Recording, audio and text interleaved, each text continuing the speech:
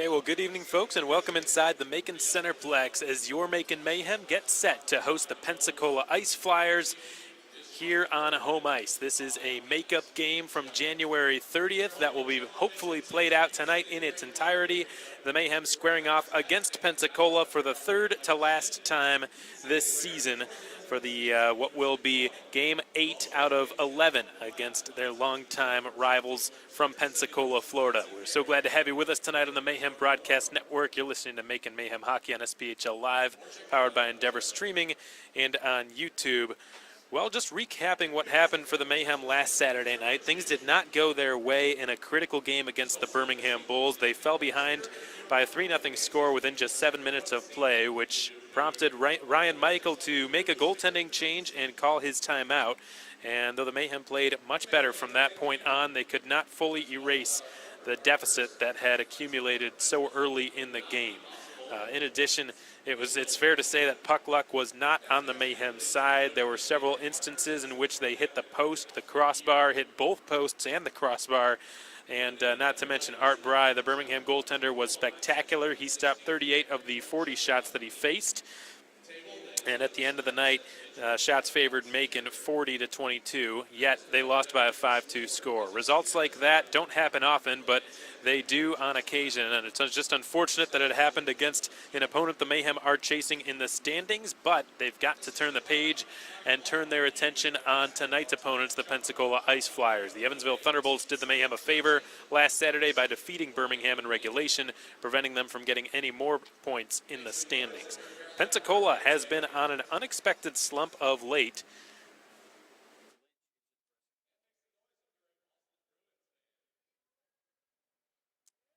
They finally managed to snap their losing skid on Saturday night in Huntsville. They defeated the Havoc by a 5-4 score in regulation, ending a winless streak which had lasted 7 games. And in every one of those 8 games, the result was decided by a single goal. It's been a strange phenomenon, but Rod Aldoff and company managed to snap the skid last Saturday against a difficult opponent in the Huntsville Havoc. Against Macon this season, the Ice Flyers are 4-1-2. They took the first 3 matchups of the season, but the Mayhem have roared back and won the last 3 out of 4. And just a week and a half ago, Macon took all 4 points available to them in a weekend series at the Hangar for the first time since their inaugural season. Both games went to overtime. Caleb Cameron netting both game-winning goals and earning recognition as the SPHL Player of the Week. The Mayhem remain within 2 points of a playoff spot and are now in a position in which they cannot afford to let any more home points slip away. And tonight's contest, while being a makeup game on a Tuesday night, is still extremely important. It's college night here at the Macon Centreplex.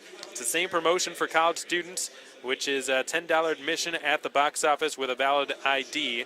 All who had tickets to the game on January 30th have been readmitted to the arena free of charge. Parking tonight also free, so if you're thinking about coming on by the Macon Centreplex to enjoy some midweek hockey, by all means do so. We'd love to have you. We're going to hear from the Mayhem head coach, Ryan Michael, in just a moment, after which we'll get to the 3 keys of tonight's game, who's hot, starting lineups, and more. You're listening to Macon Mayhem Hockey on the Mayhem Broadcast Network. We'll be back in just a moment, folks. The next voice you hear will be from the Mayhem head coach, Ryan Michael. Okay, everyone, well, welcome into our pregame show. I'm joined by Mayhem head coach Ryan Michael at the onset of tonight's game against the Pensacola Ice Flyers. Thanks so much for joining us tonight. You're listening to Macon Mayhem Hockey on the Mayhem Broadcast Network. Coach, I just want to jump right into it here. Frustrating result from last Saturday. I thought you guys outplayed Birmingham, a team that you're chasing for a playoff spot. You outshot them by a pretty substantial margin. How has the group handled that defeat in the past few days? It was a hard pill to swallow for sure. I think, it was a game where you kind of, look at the stats and you're like, wow, maybe we deserve that or whatnot. But I think, the first period, and this is what I said after the first, it wasn't good enough. Shots were, I think, 10-9 in our favor or something like that. Just a couple, mental mistakes, couple breakdowns where we just weren't ready to battle on pucks, and just some mental brain farts, and that ended up giving those opportunities to them, and they cashed in on pretty much every opportunity they got. And moving forward, that third period was great. The urgency, the desperation we played with, and not being able to find more than we did. I think, a couple posts and Bray made some unbelievable saves throughout the course of the game. But again, we have to have that, mentality throughout 60 minutes, especially against a team that, we're fighting for to get. Art Bry just had a night for the ages. Some of those saves that he made were just nothing short of miraculous. Stops on the goal line. Had some help from the posts as well. Just all in all, it did not seem like it was Macon's night in terms of puck luck. But one of the bright spots from specifically the first period on Saturday was Bobby Sokol scoring his first SPHL goal. As his coach, how did it feel to see a former college teammate of yours score his first goal in this league? I was happy for him. I mean, to be honest, it was off the rush, and I didn't even notice it was kind of him until he was right in on Bray 1-on-1, and he made a nice move. And happy for him. He's been good since he's been here. And he is in the lineup. He has to have a bit of a spark to him every night, and so far, I mean, he's hard on the puck, gets in on the forecheck, wins as many battles as the bigger guys do, and just the right way. And, for a guy that's stay on the roster. Yep, and he will be in the lineup tonight. We look forward to seeing him again and how he responds going forward. Somebody else who's going to be having an important night tonight is Josh Cousineau. He's playing his 300th career SPHL game against his former team. He hasn't missed a game for the Mayhem all season. What has it meant for this team, which has undergone a lot of turnover over the course of the season, to have a hardened veteran like Josh in the locker room? That's been good. I mean, for the most part, what you're going to get out of Coos, it's a pretty simple game, but he can win draws, he can play well defensively, and penalty kill as well. So, not missing games has kind of been his staple over the course of his career, and milestone here, and he's been great, and I'm certainly happy. Without a doubt, and a lot of Pensacola fans actually keeping close tabs on what he's done throughout his career, obviously, with how much success he had here, several of whom will be in attendance tonight, and we'll be congratulating him in person. Coach, something else that's, some pretty big news coming into tonight's game in terms of player personnel. I wasn't even aware of it until about an hour ago, but it sounds like Danny Caesar is back in the lineup. I know that you're not really at liberty to fully disclose all the details, but can you, I guess, just sort of tell us how that materialized and, what you expect out of him right from the get-go? Yeah, I mean, we've been kind of just a bit of a standstill with it as of late, and found kind of a situation to make, possible for Danny to return. So he's been practicing kind of non-contact and going 100% and feeling good. So I know, he's itching to get back into it. So, for him and talking to him before the game, it's just simplifying his game. He's at his best when he's moving his feet, letting his hands kind of complement his feet. So that's kind of the message to him, is just simple and move your feet and kind of get into it slow and don't feel like you need to do everything at once. So he's excited to be back. We're excited to have him back, and hoping he provides a bit of a spark for us. I'm sure that he will. A lot of his family and friends will be here as well to cheer him on. It's such an exciting moment for him to be able to rejoin his team. He had such a dominant month of December, and hasn't been able to really play since. So we're looking forward to seeing what he can do in his return. Just a couple more questions for you, Coach. We're entering part of the season now in which college players are finishing their collegiate playing careers. Some of them are signing pro contracts in this league and in the ECHL and others. How have the talks been going for you with some players and coaches in the collegiate landscape? Yeah, it's been good. So just kind of my background of where I'm from and where I played college and where I coached.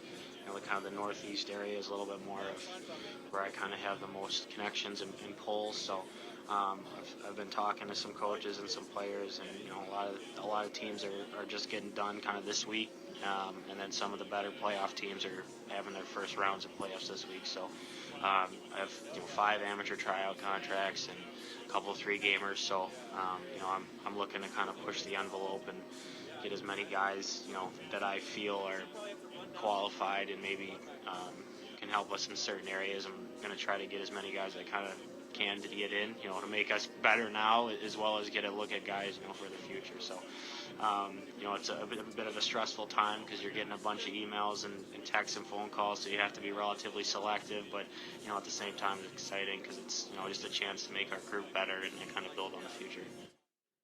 It is a stressful time, but it's also an exciting time. You've got teams pushing for the playoffs in hockey, of course, and you've got March Madness coming up. And you've got players coming out of college signing pro contracts. It's an exciting month, March, for really all sports. It seems like baseball starting up, getting a little off track. Last question for you, Coach. It's a Tuesday night game. A makeup game from January 30th. We haven't had a Tuesday home game all season. How are you and the guys feeling going into it? It's a little different, obviously, having a 3-3 and then 1 day off, or 2 days off, and then kind of right back at it. So I think for us, it's it doesn't matter kind of what the crowd is or whatnot. It's got to be kind of a mentality of we have to make our own music and have kind of our own atmosphere on the bench and kind of build off that. And we just got to be ready to play. Pensacola beat Huntsville, with a couple of their guys called up. So, and watching them on film, they're hungry, they work hard, they're desperate for points, kind of from their slide they've had lately. So, we got to be ready to go from the drop of the puck, and it can't be 5-6 minutes of waking up to get going. So that's kind of the message going into tonight. Well, good luck with that, Coach. We'll be rooting for you. Appreciate your time as always. Thank you, sir. That's Ryan Michael, the head coach of your Macon Mayhem. This has been your pregame show. We'll be back in just a moment with starting lineups and more right after this. Okay, welcome back, everybody. We hope you enjoyed that pregame interview with the head coach of the Macon Mayhem, Ryan Michael. Well, this is game number 44 of the 2019-20 regular season for the Mayhem. It was not meant to be so, but due to ice issues which transpired on January 30th, this game was moved to today's date, and this will be the third to last time they play Pensacola this season. They will host them on Military Appreciation Weekend on March 27th and 28th. Those will also be Macon's last 2 home games of the regular season. Pensacola coming into this building with a record of 29-11. That is 2-0 and 9 and 11, not 29 and 11, just for clarification. The Ice Flyers ranking 5th in the SPHL coming into tonight's tilt. They have a goal differential of plus 13, which is tied with the Knoxville Ice Bears for 4th best in the league. Their home record, which started out as near immaculate, has slipped ever so slightly ever since, but still very impressive on home ice, the Ice Flyers this season. 11-3-7. They have taken points on home ice in 18 out of 21 attempts. And the last time the Mayhem went down there, they managed all 4 points. They both came in overtime. Caleb Cameron netting the game-winning goal in both cases. Dylan Denemy set him up in both cases, so I think it's fair to say that if this game goes to overtime, which would not surprise anybody, we'll see Caleb Cameron and Dylan Denemy and a lot of them. Speaking of Dylan Denemy, fun facts about him. I'm not sure if you, those of you tuned in, may or may not have seen this in the pregame report that we distributed around noon today, but when he first returned to Macon shortly after New Year's, Dylan Denemy served primarily as a skill player. He played in a dozen games here before registering so much as a single penalty, and now, in his last 2 games alone, he has amassed 12 penalty minutes and has dropped the gloves twice. The first resulted from a heavy open ice hit that he delivered on Fayetteville's Tim Keelich, which provoked Keelich's teammate Nigel Slade to fight him on the spot, but Saturday's scrap against Birmingham's Russell Jordan was a lot more planned out. Russell Jordan, an experienced fighter, agreed to have a go with Denemy after the Mayhem had fallen behind 2-0 quickly. But in both cases, the Mayhem alternate captain got the better of his opponent and proved that he can provide considerable grit to the team and not just skill alone. Dylan Denemy has really shown that he's more than just a goal scorer and a playmaker. He knows how to drop the gloves as well and stand up for teammates and deliver some pretty bone-crushing hits. That takes us to the three keys of tonight's game for the Mayhem. Number one, scoring the first goal. We saw what happened on Saturday when the Mayhem were not prepared for the start of the game. They fell behind very quickly. 3-0 was the score within the first 7 minutes, and Ryan Michael called his timeout to try to settle things down for his team. The timeout was well taken. It settled the Mayhem down. They turned things around. But it was not enough to overcome the substantial deficit they found themselves in. So scoring the first goal would cure that ailment. That is key number one. Secondly, capitalizing on scoring chances. Pensacola has really, in recent memory, has always been a very sound defensive team. They allowed just 2.4 goals against per game, which is second fewest in the entire SPHL. They do not give up a lot of high-quality scoring opportunities, so when the Mayhem do get those chances, they need to bury them. And finally, protecting the crease. Macon's goaltending was not on par with what Birmingham's goaltending was on Saturday. Art Bry did a magnificent job in net, and Michael Stiliadis, Hayden Stewart, they struggled at times on Saturday. And it seemed as though every high percentage scoring chance that Birmingham got, they capitalized on. They found a way to beat Stiliadis and or Stewart. And that's not to say it was necessarily their fault. But after games like that, sometimes it can take a toll on a goaltender's confidence. And one of the best ways you can help rebuild a goaltender's confidence and help them have a short memory is to protect their crease at all costs, to not allow those point-blank chances, because, folks, most of those goals that Birmingham scored came from virtually right on the doorstep of Stiliadis and then of Stewart. So the Mayhem tonight must do a better job of clearing the crease and keeping those point-blank chances away from Hayden Stewart, who will be tonight's starter in goal for the Mayhem. And that takes us to our starting lineups. We'll first read off Pensacola's. They're going with Brennan Blaschek, who's making his Ice Flyers debut tonight, along with Ryan Marcuse, who's a 6-year SPHL veteran, and Blake Young is the starting forwards. Defensively, Jake Howie, who registered a hat trick in Huntsville last week on Saturday night, will be starting alongside Jesse Kessler, who is typically with Craig Sescon this season. That is not the case tonight. Howie and Kessler will comprise Pensacola's starting defensive pair. And in goal, Chase Perry, who has played 24 games this season for the Ice Flyers, has accumulated a record of 11-6-7, a 2.53 goals against average, and a .904 save percentage. Chase Perry was sort of the go-to goaltender to start the season. He and Jake Kupski alternated then for a while, but Kupski is now in the ECHL. Stephen Klein will be backing up Chase Perry in goal tonight for the visiting Pensacola Ice Flyers. We're so thankful to have you with us tonight, folks, on the Mayhem Broadcast Network. Thanks so much for joining us for some Tuesday night hockey between the Mayhem and the Pensacola Ice Flyers. Whether you're a fan of the visitors or the hosts, we're so glad you decided to join us. The Mayhem starting lineup will be announced right now by our PA announcer, Charles Olson.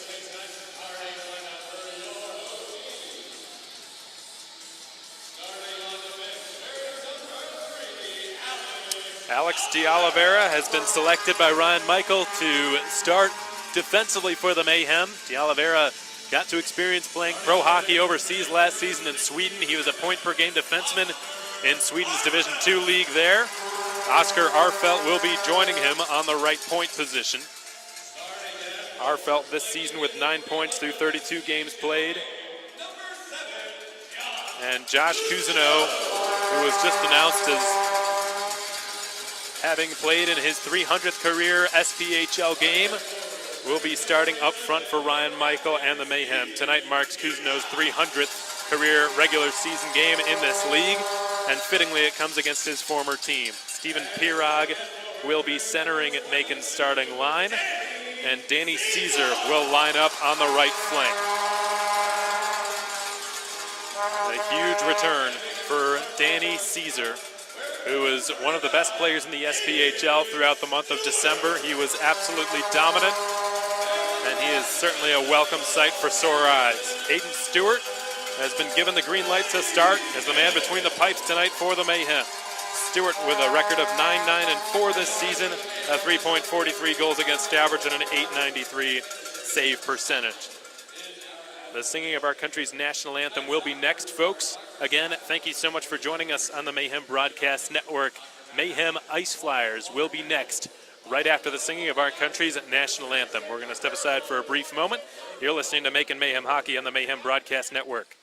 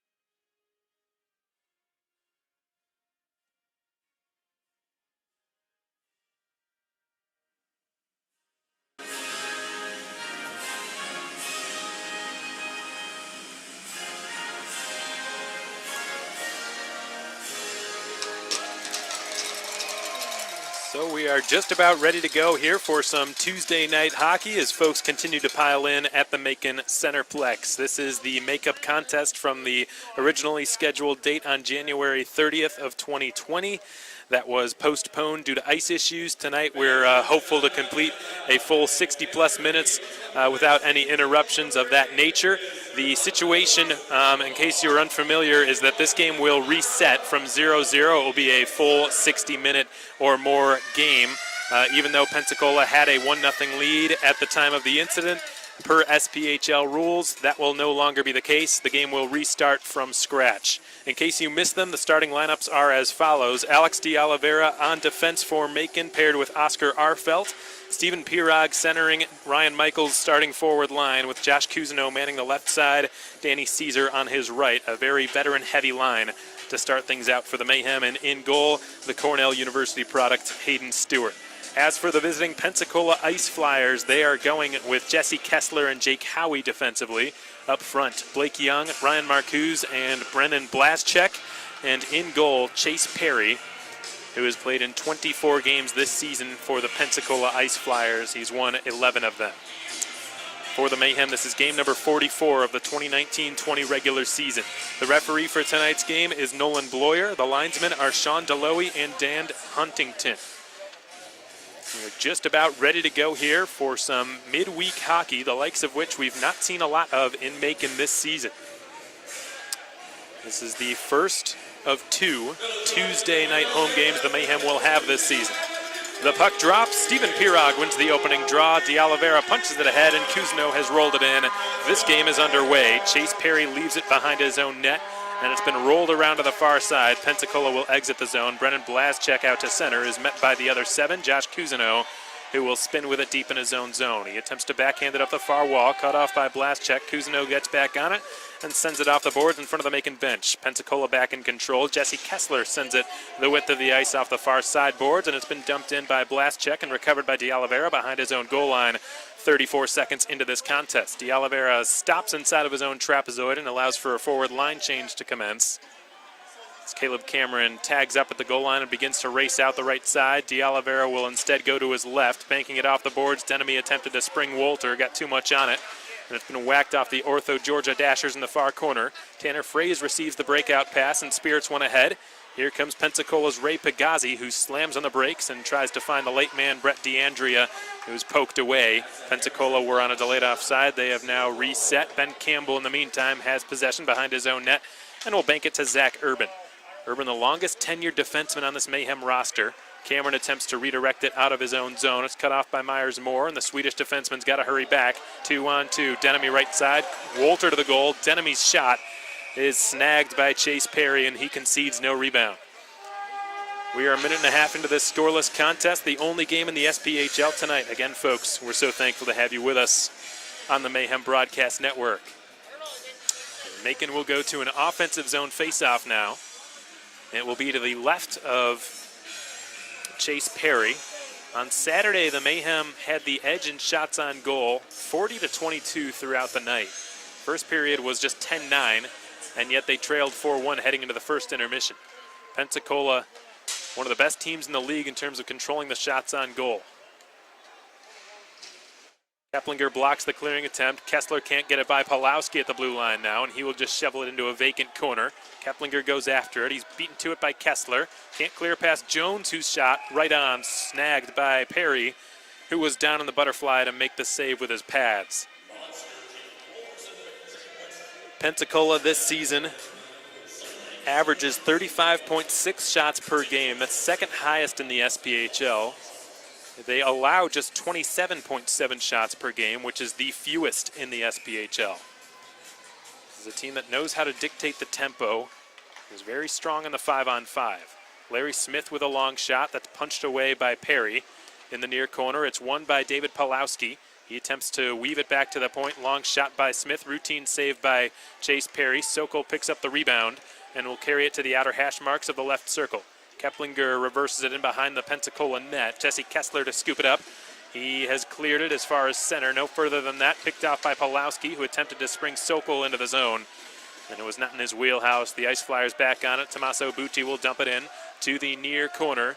And the puck is battled for between Jones and Drapluck, won by the latter of the two. He will reverse it back in behind the net and around the goal line, or rather the end wall. Larry Smith on the breakout up to David Pawlowski, and his fellow New Yorker gains the blue line and shoots. And a glove save is made by Chase Perry, who's been the far busier of the two goaltenders so far. Macon generating the bulk of the shots on goal. I'd say probably all but one. 4 or 5 to 1 if I had to guess. Well, we don't see any confirmation or indication on the shots on goal just yet. The Mayhem going to an offensive zone face-off, won cleanly by Steven Pirog. It's played by D'Oliveira to Caesar at the left point, who can't get his shot through. It was blocked by Howie. And the Ice Flyers have cleared the zone. D'Oliveira's got to scurry back. He's pursued by Blaszczak. He will put it behind his own net. Oscar Arfelt, in front of the Earthall Chiropractic Dashers, turns it over, left circle, snap shot, fought off by Stewart with the shoulder. Loose puck in the slot, Myers-Moore, unable to hold it in the zone as it works its way to the far side. Blake Young drops it back. Howie's pass taken away by Ilitalo at center ice. Ilitalo across to Arfelt, and now it's Alex D'Oliveira. From his own blue line, sends it off the stick of Wolter, or rather Pirog, and into the Pensacola zone. It's played by Blake Young in his own end. Young to his right, Myers-Moore clears it off the glass. Ben Campbell swats it up to the opposing blue line. Moore, he will give it across, and it's played by Joseph Drapluck. Can't clear it past Urban at the right point. Now it's Denemy. His shot is blocked. Pagazzi's after it. Urban beat him to it. Urban sets up Denemy in the neutral zone, who will drop it to Ben Campbell. Duluth, Minnesota native, across to Zach Urban on the far half wall. Up the adjacent boards to Denemy, who redirects it into Pensacola ice. Jesse Kessler is pursued by Cameron. Rattles its way up the boards on the near side. The Ice Flyers have gotten it past their own blue line, but not much further than that. Now Jesse Kessler's under pressure. He's able to advance it up to Larry Smith, who from the red line dumps it back into the Pensacola zone. Myers-Moore is flushed out of there by Josh Cousineau. It's been cleared out to the Mayhem logo at center ice and recovered by Macon's Larry Smith. Smith up to Pawlowski, now to Cousineau. Cousineau spins at the near point. Had his pass intercepted by Brett DeAndrea, and Ray Pagazzi will just float one into the Macon zone. In behind his own net, Hayden Stewart will stop it and reverse it the other way. Cooper Jones diagonally to Cousineau. Now to Smith, back to Cousineau. Down the left wing, he skates it. Cousineau to Pawlowski in the middle. His shot off the glove of Chase Perry and wide out to the Ortho Georgia Dashers. It's been hoisted into midair and out to the neutral zone. D'Oliveira put it off the skates of Drapluck. Here comes Caesar, cutting through center. Across the blue line on the right side, put it on net. Stick save by Perry. Into the left corner it bounces. It's swatted at and up and into the air. Illy-Tallow gloves it down. And he's held on to by Nathan Campbell. Boy, the Mayhem really dictating the pace of this game in the early going. 5 minutes in the book, still no score, but Macon controlling the game so far. Pulowski off the boards, half wall near side. DeOliveira's shot blocked by Patrick Meganetti. Stays in the zone. Pulowski down to the left corner. Caesar centers it. Nice pass, but it bounces off the stick of Illy-Tallow. And out with it skates Pensacola. Meganetti will just dump it by his man, Oscar Arfelt. DeOliveira to cover ground is pinned up to the end wall by Meganetti. And the loose puck rolls its way onto David Pulowski's tape. He is caught from behind by a back-checking Drapluk. Jesse Kessler slides it up the near side. Tommaso Bucci gets his stick on it to redirect it into Macon ice. DeOliveira up to Illy-Tallow. The ex-Evansville Thunderbolt and Knoxville Ice Bear. Up to Pirog, who redirects it into the far corner of the Pensacola zone. Ryan Marcuse in Centreplex. Myers Moore. Long breakout pass is redirected into the Macon zone. Tanner Fraze watched closely by Smith. Smith takes him down, recovers the puck. Can't get it by Fraze. Fraze stays on it and sends it down to Brett DeAndrea. And Cooper Jones will allow Larry Smith, his defensive partner, to take the puck in behind his own net. And now it's Caleb Cameron, who has just cleared it past his own blue line. It's one-handed down the ice by Colton Wolter into the Pensacola zone. Wolter has his stick lifted in behind the net. Tanner Fraze for the Ice Flyers. Can't get it by Cameron, but DeAndrea could. There's a loose puck in the neutral zone that's eventually blasted into the Macon end by Ray Pagazzi, who will now turn to the Pensacola bench. Larry Smith takes over for Macon. 6:20 to go in the first, no score. I beg your pardon, that is Alex DeOliveira with the puck behind his own net. He commences the breakout, sends it up the middle. Looked like possibly getting a piece of it, Denemy, but I think he was short of the center red line when that was the case. So icing is the call against the Mayhem, and they will go to what seems like their first defensive zone faceoff of this game so far. That icing call has been brought to you by Tropical Smoothie Cafe. We've got 6:06 to go in the first. No score here at the Macon Centreplex. Thank you all for joining us tonight, ladies and gentlemen. We're glad to have you with us.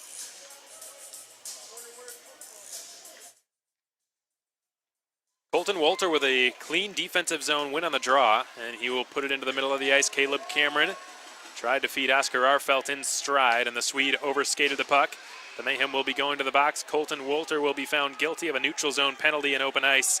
Tripping will be the call against the Fairbanks native, and he's going to have a seat in the All-State Bonding, the Beyond Taboo Tattoo penalty box. And the Mayhem will go to the penalty kill for the first time tonight.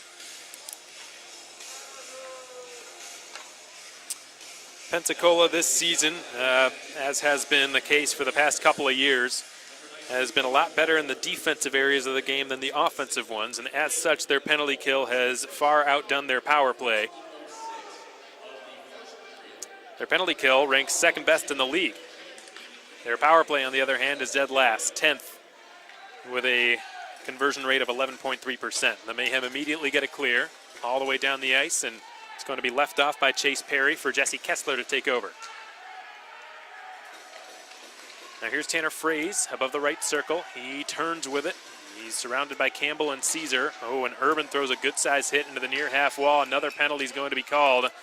And the Mayhem will be in a precarious situation now. That's going to be a hit from behind against Zach Urban. And it did not sit well with Tanner Fraze. Urban checked Brett DeAndrea, who's one of Pensacola's alternate captains, into the half wall on the near side. A hit from behind, and the Mayhem now find themselves on the wrong end of a 5-on-3 power play. This Mayhem penalty kill is brought to you by J&J's Heating and Air Conditioning. So boarding is the call against Urban. 5:29 to go in the first, no score. But Pensacola hoping to change that here on a two-man advantage. And a long one at that, 1:35 before Wolter is let out of the box for his tripping penalty. Defensive zone draw to the right of Stewart. Won cleanly by the Ice Flyers. Myers Moore switches with Kessler. Right circle. DeAndrea from the goal line. Doesn't see a way to get the pass across the crease. He will drop it back to Moore. Kessler. Moore.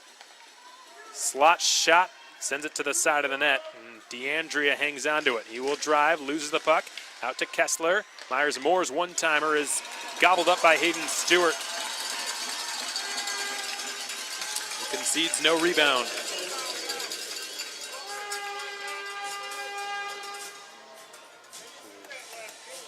Stewart was down in the butterfly. Somehow managed to make himself look pretty big. He challenged the shot pretty well. And didn't give Kessler much to shoot at. And the same 5 stay out there for Rod Aldoff and the Ice Flyers. This is a situation in which they'd love to have Garrett Milan, who was their leading scorer before being called up to the ECHL's Rapid City Rush. Here's Kessler, left circle. To the far side of the goal line, it's Ray Pagazzi now inside of the left circle. Backpedal, sets up Myers-Moore in the slot. Moore to Kessler.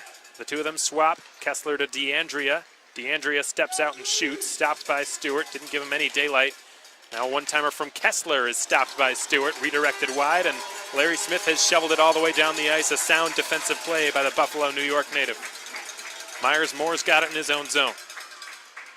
35 seconds remain on this penalty kill, on the 5-on-3 at least. Oscar Arfelt loses it, far side, backhand shot, goes just wide of the net. Tommaso Bucci couldn't bury the move. Jesse Kessler at the right point. Now to Myers-Moore above the left circle. Myers-Moore will again switch places with Kessler to open up the one-timer. Kessler, Moore in the slot again. They will switch places a third time. To the goal line on the far side. Quick shot from the side of the net, denied by Stewart. Had the post covered, and the puck trickles its way over the stick of Myers-Moore and all the way down. That has just about done it for the 5-on-3. Wolter's been let out of the Beyond Taboo Tattoo penalty box by Terry Reynolds, our head off ice official. Down the left wing side skates Drapluck, who's dispossessed of it by Arfelt in front of the Macon bench. 17 seconds remain on the 5-on-4 power play for Pensacola. Puck's recovered in front of the Macon bench by Wolter, fresh out of the box, but he couldn't clear it down the ice. It bounces its way down to the far blue line, the Pensacola blue line. And here comes Bucci with one last rush on the Pensacola power play. Marcuse loses the puck. Here comes Denemy. His stick lifted in timely fashion, which nullified what would have been a 3 or 4-on-1. But all the same, the Mayhem have killed off a substantial penalty kill. That was a 1:35 long. 2-man disadvantage they were at, and just received a well-deserved round of applause from this crowd, who are very appreciative of the penalty killer's efforts. Now here comes Keplinger, motoring down the left side. Keplinger with a tough angle shot that missed the blocker side post of Chase Perry. Puck's been flown out to the Mayhem logo at center ice. Ryan Marcuse will dip his shoulder and go wide on Alex de Oliveira. It's banked off the end wall. Smith is there, up to Pulowski, who has cleared it out to the red line. Pulowski then has to quickly glove it back down to the ice. It wobbles its way to Keplinger. Gets his way by Kessler. Keplinger centers it. Nice pass. And the puck bounced on Sokol, who gets wiped out by the post. And that was his frustrating play that materialized for the Mayhem. Would have been a tap-in goal for Sokol had it not just failed to cooperate with him. The puck just did not stay flat. And Sokol now from the red line will just chip one into the left corner and head to the Macon bench. 2:20 to go in the first. Still no score here at the Macon Centreplex. It is played by Nathan Campbell behind his own net to Myers-Moore on his right. Myers-Moore gets a return from Drapluck, which he was not expecting. He has it behind his own goal line. Tommaso Bucci now for the Ice Flyers. Loses the puck, but a diving effort clears it out past Urban at the red line. Ben Campbell covers a lot of ice to pick it up for Urban. And now it's Cameron in the neutral zone. Cameron to Wolter, back to Zach Urban in neutral ice. He will get it up to Danny Caesar. The Mayhem were on a delayed offside. They are now good to go, but the Ice Flyers have cleared it out to the neutral zone, and beyond that, Tommaso Bucci tips it into the Macon end. It's rimmed around the near boards by Stewart to Ilitalo. Ilitalo's pass misses Caesar. And from the red line, it's shoveled back in by Bucci yet again. 1:22 now to go in the first. Still without a score here in this game. Ben Campbell up to Eric Ilitalo. Shots on goal showing 11-5 in favor of the hosts. The Ice Flyers have rimmed it around the boards and out of play. And that was Jake Howie doing the honors. It will not be a delay of game penalty because it hit the boards first, but it will be an offensive zone faceoff, yet another one for the Mayhem. Jake Howie scoring a hat trick last week on Saturday night in Huntsville. Has only played in 5 games. This is being his 6th for the Ice Flyers. With that hat trick, up to 3 goals already as a defenseman. That's pretty solid. An excellent night against the defending champs on Saturday night. Helped the Ice Flyers snap what was a 7-game winless skid at the time. And we mentioned it in the pregame report and on the pregame show, but what's been so just kind of head-scratching, you can say, is the fact that all of those games that the Ice Flyers lost consecutively were by a single goal. And they have just not had much luck at winning those close games for whatever reason. And they are the only team in the SPHL to have lost more games in overtime than they have in regulation, besides the Fayetteville Marksmen.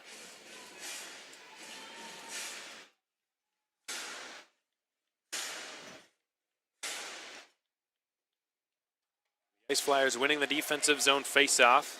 Kessler around the boards to blast check on the far half wall. And Pirog is checked by Howie, who can't clear it past Pirog. Stays on it. Rolling puck, left circle, is settled by Ilitalo. Ilitalo is hit into the end wall. He attempts to move it any way he can. Only 43 seconds remaining in the period here. Caesar centers it. Brilliant pass. They score. It's Stephen Pirog from Danny Caesar, who just had a welcome back moment for the ages. A no-look pass from behind the net. Chase Perry had no clue where that was, and Stephen Pirog was just fed a gift. It's 1-0 Macon.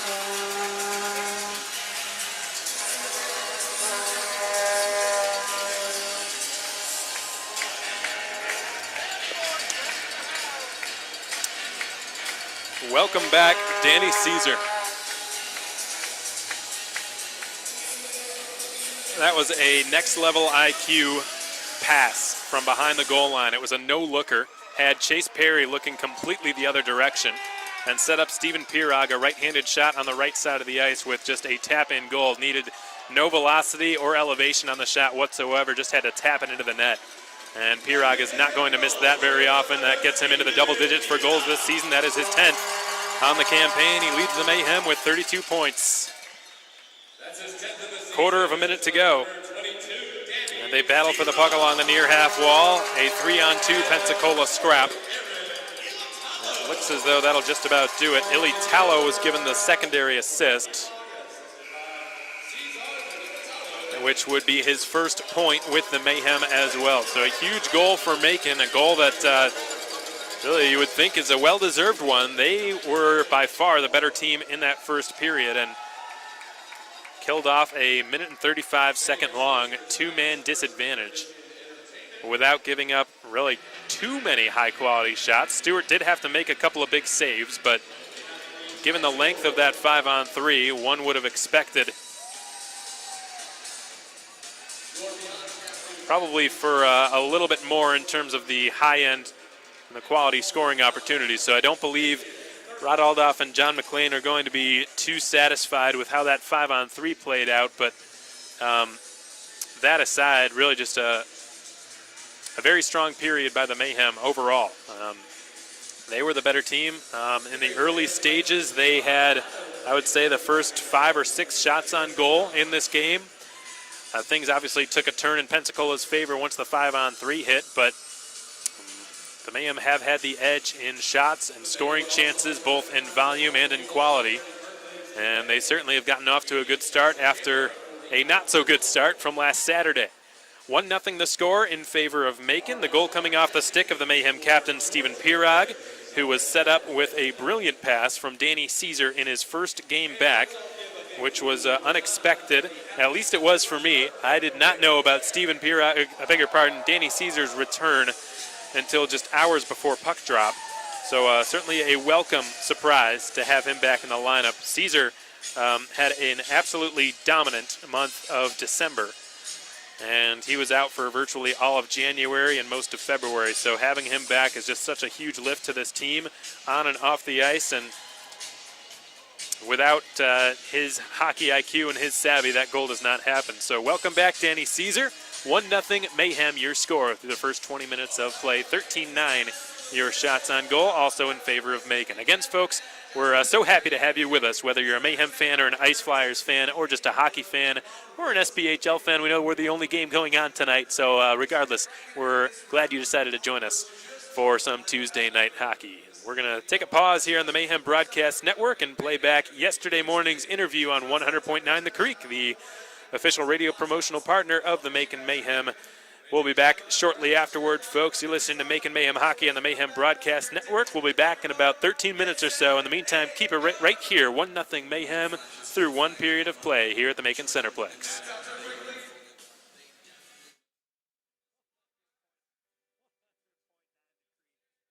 Music Real Radio, Creekside Mornings, Tony Doolin, Charles Davis.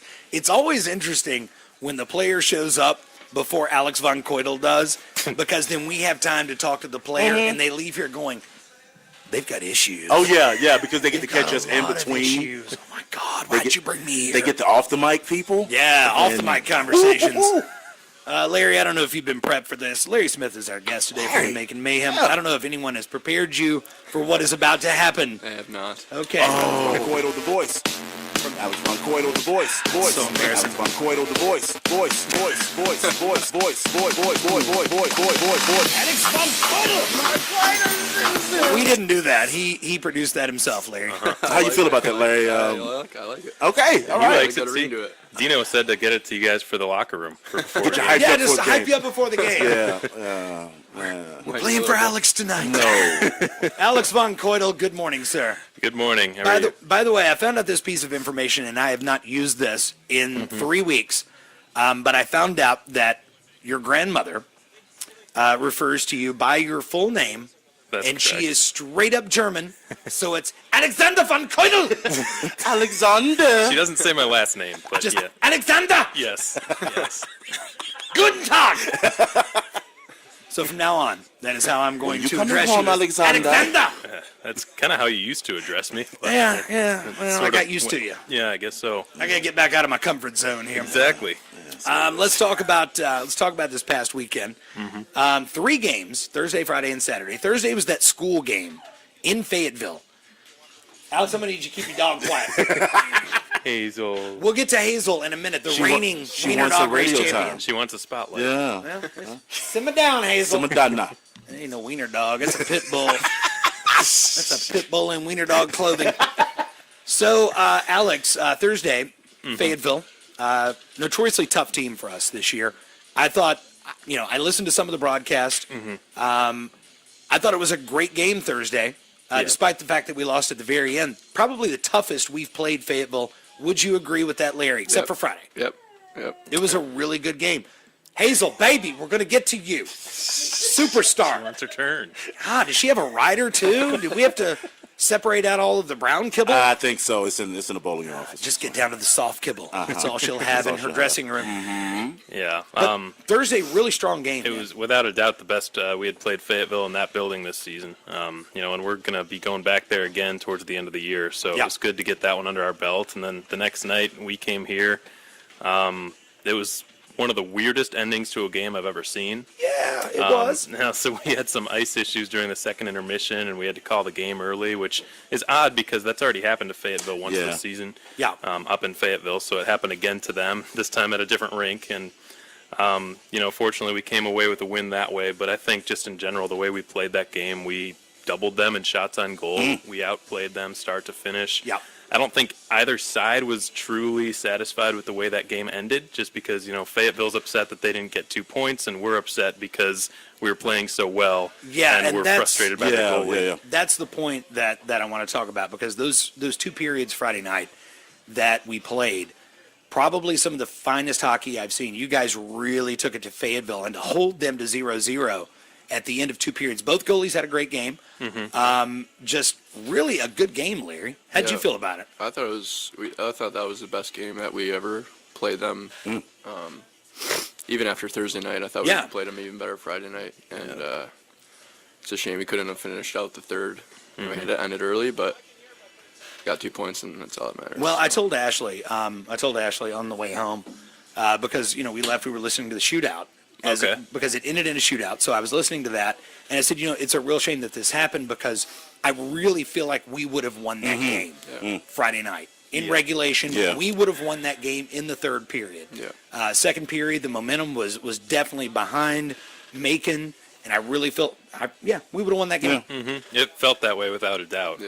Although, you can never be sure just based on the way their goalie was playing. I mean, honestly, both nights at home this weekend were tough against goaltenders. Brody Clays was unreal for them on Friday. And then Michael Stiliadis, he did a great job Friday night as well. He stopped all 14 shots he faced in regulation, and then in the shootout, he stopped 4 out of 5, which you can't ask for much more than that against Fayetteville. Saturday night against Birmingham, it was the Wiener Dog race. It was Pucks and Paws night. Tons of dogs there. Yep. We'll talk about the Wiener races in a minute. We're getting to you, Hazel. She just wait for her time, man. Getting to you, darling. Patience is not her strong suit. No. Apparently not. She takes after me. Running is. She's strong at that. Strong. That was unbelievable. Yep. Talk to me about Saturday, because it seemed like to me we were really tired.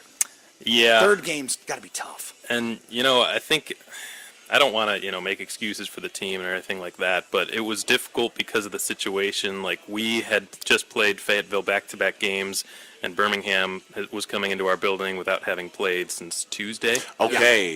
So Well-rested. They were well rested. They were hungry. They had just beaten Pensacola, I think, 5 days ago, and they, kind of traveled here, got here nice and early, and we were still kind of recovering from a 2-game split with Fayetteville. Two battles that y'all dealt with, on the ice. Yeah, that makes sense. So I think that definitely showed in the first 6 minutes or so of that game. We fell behind really early. I think it was 3-0 after 6 or 7 minutes. Ryan called us timeout on the bench, and from that point on, we got a lot better. But it wasn't enough. I thought we actually outplayed them for the second 2 periods. Yeah. We definitely had the edge in shots on goal and chances. Absolutely.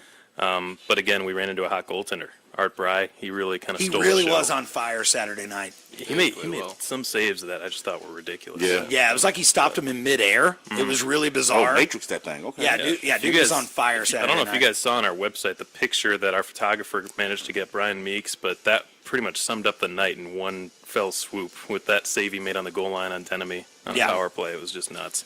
But, sometimes you run into a hot goaltender and all you can do is tip your cap. Yep, he played a good game Saturday night. We have a game. This is a makeup game. I realized this morning as I was talking about line change, probably not going to be a line change tomorrow night. Probably not. Because there's a game tomorrow Got a night. 7:30 puck drop, taking on Pensacola. This is a makeup game. That's correct. Is this from the board breaking incident? Yes. Caleb Boardbreaker Cameron, who has earned that nickname. He has, yeah. Dude, you broke the arena. Yeah. Straight the up whole broke arena, the sir. Centreplex. Ever since he's been given that nickname, it seems like he's doing it even more. Well, hey, if that's gonna be your name, you better live up to You it. know what? If that's your thing, do your thing. Call him BB, break it up. So what do you see for Tuesday night's game? It's going to be rough. You've only had a couple of days of rest. Yeah, exactly. And, Pensacola, we just went down there and took all 4 points from them, and they haven't forgotten about that. That was So they coming pretty in recently, so they've been on a kind of weird, unexpected struggle lately. That team was 3rd or 4th place in the SPHL for a while this season, and they've kind of dropped down to the middling area. So they're definitely wanting to get back on the right track before playoffs, and they're going to be hungry. We're playing them 3 out of our 4 next home game, or our last home games. So Wow. we're going to have to get used to seeing them. Yeah. Yeah. But a chance to grab some points. Yep, So- exactly. Larry Smith, good morning, sir. Good morning. How are you? I'm good. Good. I'm good. Tell me where you're from. I'm from Buffalo, New York. Okay. From Buffalo, Right. where it is currently snowing. Yep. A lot of snow. About 9 feet of snow currently in Buffalo. So you have to appreciate the weather despite the fact that it's been rainy. Oh yeah, absolutely. So when did you start skating, Larry? About when I was 7. Oh, late Wow. bloomer. Okay. Yeah. What were you thinking? It took me 7 years to get it. So.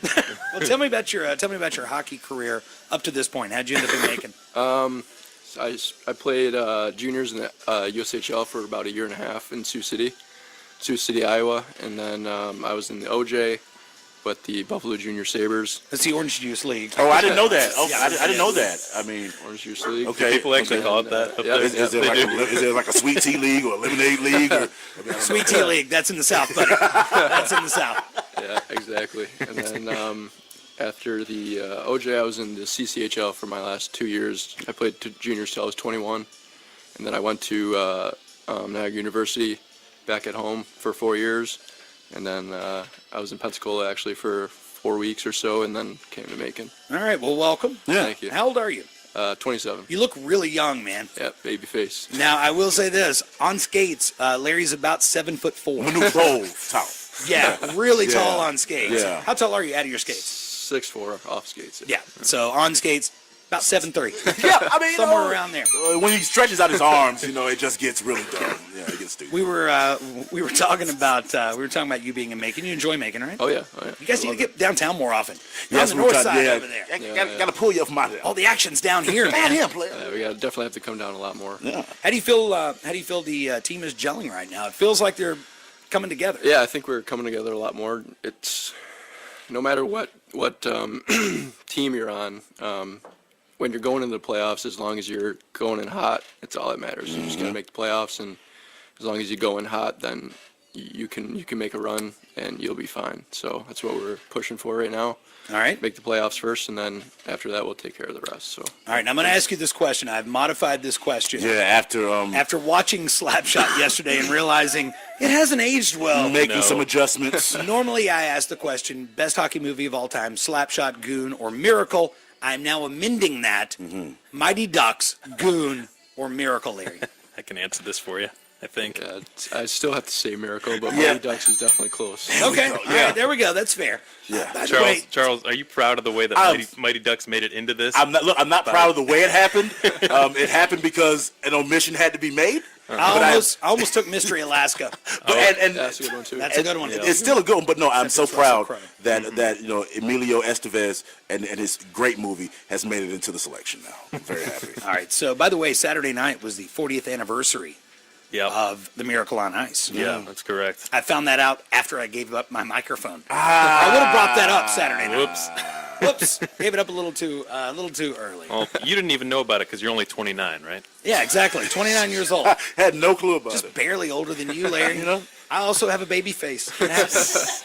Larry Smith, thanks for being here. Alex Von Coitel, good to see you. Oh, Yeah, I was going to say, Yeah, she needs to get her turn. okay, so Hazel, for the second year in a row, was the champion of the Wiener Dog race. Hello, Hazel. second year in a row, huh? All right. I did mention Saturday night that I think Hazel needs to be tested for performance-enhancing sausages. Yeah, I think Yeah. it's some. Do you want to know the real reason I brought her in this morning? Because she's not a Wiener Dog, she's a No, pit bull. the Why? real reason is because I want you to look her in those precious eyes and accuse her of cheating. I mean, is this just another Astro scandal waiting to Should've seen happen? that coming. Is that what this is? I have no qualms doing that whatsoever, but it's I not should've Hazel's known. fault. It's your fault. You're the cheater. Alex, you ain't You right here somehow banging on rigged trash this. cans to make her come to you now. I hope you're Now not. look, doing that. Larry, you were in the locker room when all this yeah. went down. I've got to tell you, I have never seen a dog run like this. Was it just pew? It was like the dog's feet didn't even touch the ice. It was just, I think it was flying.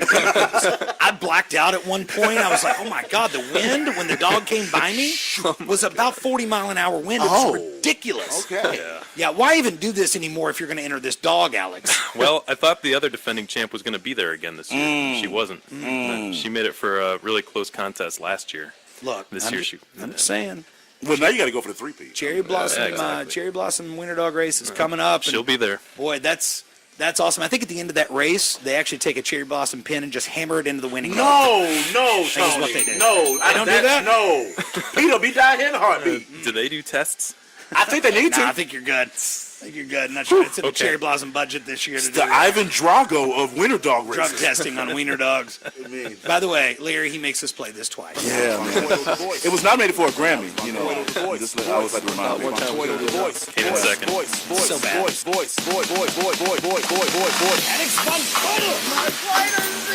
Here's Pacific Gas and Electric on the Creek.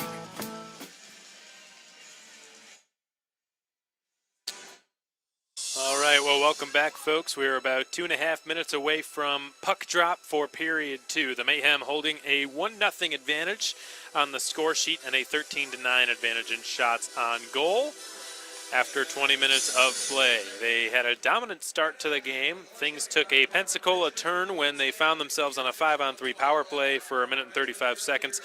Of course, the danger to having a 5-on-3 power play, especially an extended one like that, is if the penalty killers fight it off, that can be an enormous momentum swing in their favor, and that is, for the most part, what happened. The Mayhem, led by Hayden Stewart, did an outstanding job of fighting off a 95-second long two-man disadvantage, and from that point on, for the rest of the period, they had a little bit more of a jump in their step than the visitors did, and they managed to capitalize on one of their chances. Danny Caesar, playing in his first game in 2 months, took the puck in behind the Pensacola net, drew a pair of defenders to him, and fed a beautiful no-look pass onto the tape of Steven Pirog, who was parked right beside the net.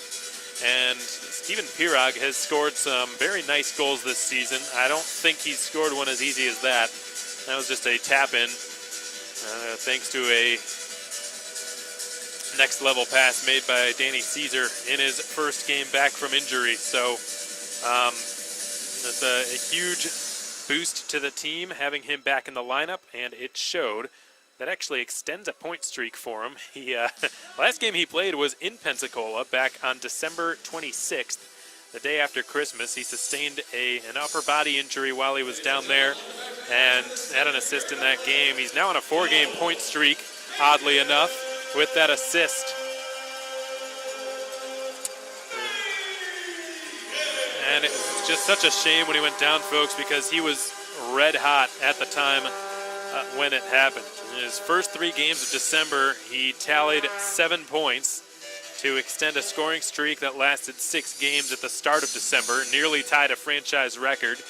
Then, in Macon's final home weekend of 2019, Caesar led the Mayhem to victories over Roanoke and Birmingham with the lone shootout goal against Roanoke and 2 goals against Birmingham. He was then named the first star of the week,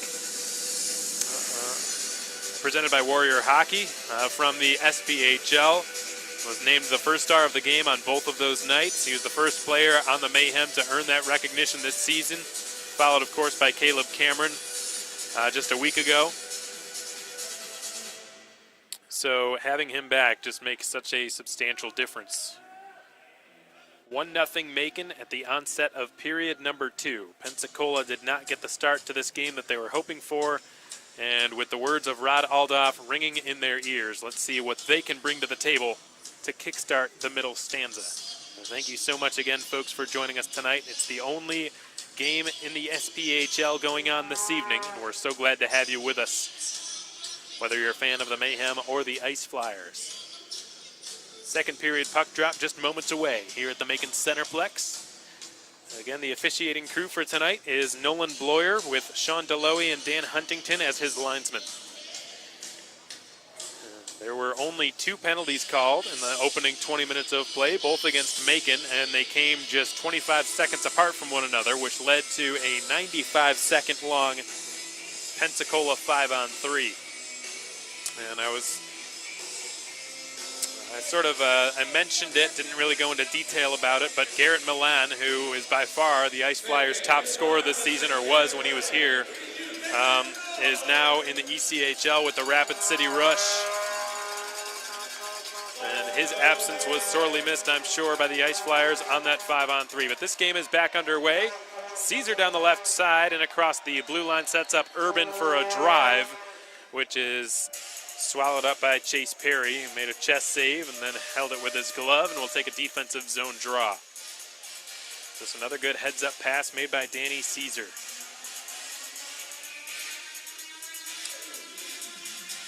Coming into this game, the Redford, Michigan native has been nearly a point-per-game player for the Mayhem, 18 points in 20 games played. 7 goals and 11 assists. Now he's up to 12 assists and 19 points after tonight. Campbell cuts off the dump in. Caesar has it in front of the Macon bench. Just flung it off the skates of Howie and in behind the Pensacola goal line. It's rimmed around to the far wall. Cut off at the left point by Campbell, who will tap it down the half wall for Danny Caesar. Caesar chops at it. Campbell's got it in some open ice at center ice. Just dumps it back across the blue line, and Jesse Kessler has it for the Ice Flyers. Jake Howie slips away from Denemy and Wolter. Advances it to Ryan Marcuse, who will bounce one in off the Ortho Georgia Dashers. Zach Urban, deep in his own zone, will spin away from Tanner Fraze. Banks it off the end wall, loose touch by Cooper Jones. The Mayhem with 2 right-handed defensemen out on the ice at the same time, probably for the first time since November. Caleb Cameron's got it near the Beyond Taboo Tattoo penalty box. The Ice Flyers will be found guilty of an icing. That icing call has been brought to you by Tropical Smoothie Cafe. The Mayhem will go to an offensive zone face-off, 1:12 into period 2.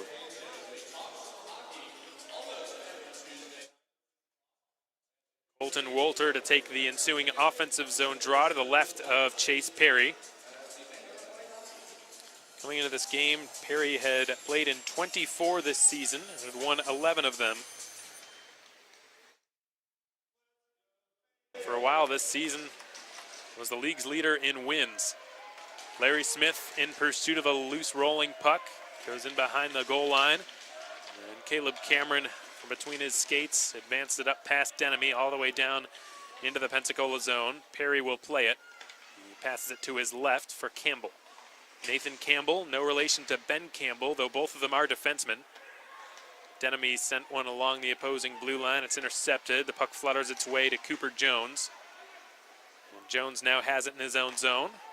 Jones across to Larry Smith. Redirected into the Pensacola zone by Josh Keplinger, who begins to forecheck. Puck's been outletted to the near boards, and Brett DeAndrea floats it into the glove hand of Alex de Oliveira. Keplinger will sky one into the right corner of the Ice Flyers zone. Keplinger will scoop up the loose puck now behind the goal line. Josh Keplinger spinning with it. He's sent to the corner that was just vacated by Sokol, but Arfelt steps in down the half wall, gets the return pass. He's in a little bit too tight, but he takes it behind the net. Will wheel it up to the point. De Oliveira's shot is interrupted on its way through. Pinballs to the near side. Bobby Sokol down to Josh Keplinger.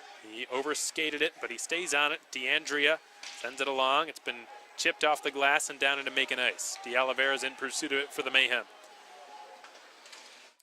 De Oliveira leaves it for Oscar Arfelt. And he gets it back from him. He one-hands it past the blue line. Eric Ilitalo now for the Mayhem. He's offside. The whistle blows. 17:07 to go in the second. 1-0 your score in favor of Macon, with Stephen Pirog scoring the lone tally in the closing minute of period number 1.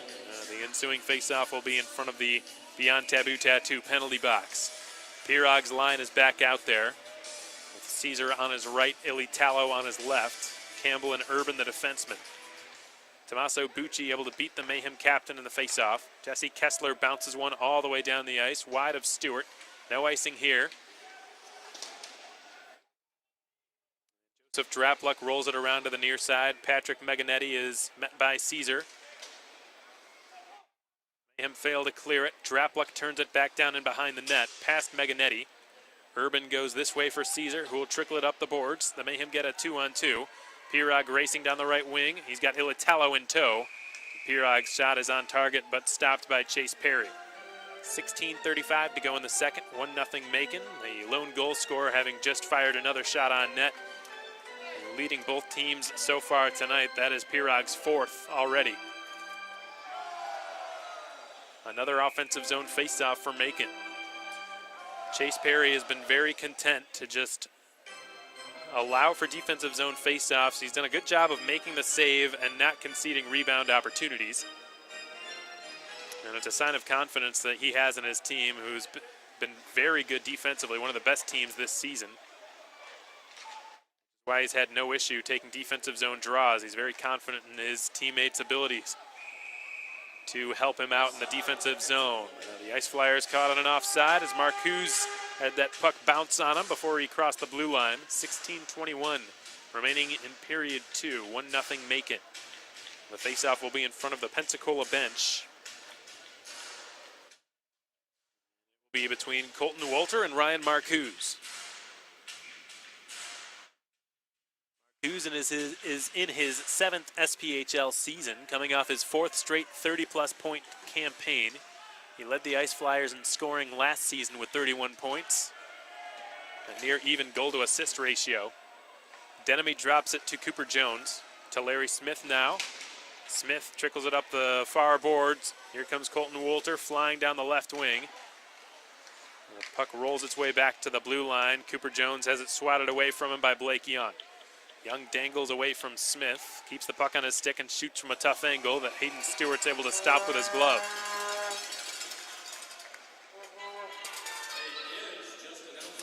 Colton Wolter putting his wheels on display moments ago, flying down the left wing side, but he was met with pretty heavy resistance. He couldn't break free and generate what could have been a 3-on-1 or a 2-on-1 down low. David Pulowski to take a defensive zone faceoff against Brett DeAndrea. Puck is jammed past the blue line and down to the Pensacola zone. Nick Wright has cleared it out past the blue line, and we get a whistle stopping play. Offside is the call against the Mayhem. Nick Wright, a name we haven't seen a lot of this season. He played with the Evansville Thunderbolts last year, and for the longest time was the league's leader in penalty minutes. Also did a little bit of color commentary on occasion with Tommy Pecoraro, the voice of the Thunderbolts. Fraze put it across the line for Pegazzi. He's met from behind, and Josh Keplinger has advanced it out to Josh Cousineau. Cousineau's return for Keplinger is off the mark. It's recovered by Wright and wedged up in front of the Macon bench for Tanner Fraze. He twists it away. Oscar Arfelt is there for Macon. He turns with it. D'Oliveira up to Cousineau. He's fluttered it off his former teammate Jesse Kessler's hand. Kessler put it behind his own net. Nick Wright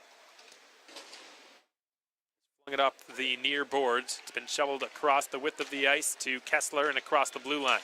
He's able to squeeze by Ilitalo and keep the puck on his stick. He puts it in front. Arfelt is there.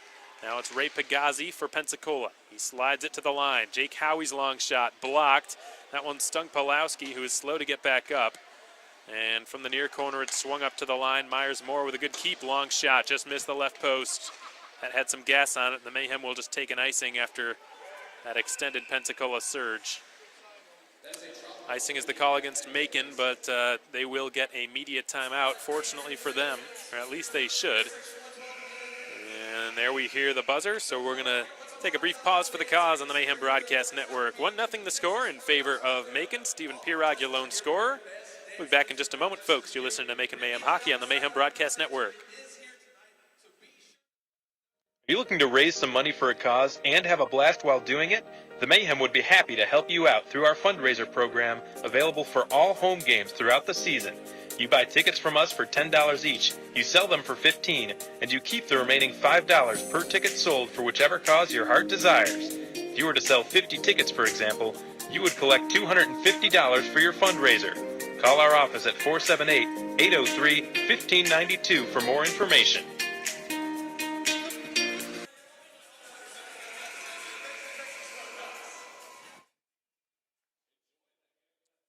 So 1-0 is the score in favor of Macon. 5.5 minutes into period number 2. They will take a defensive zone face-off to the right of Hayden Stewart. It'll be Stephen Pirog against Tommaso Bucci.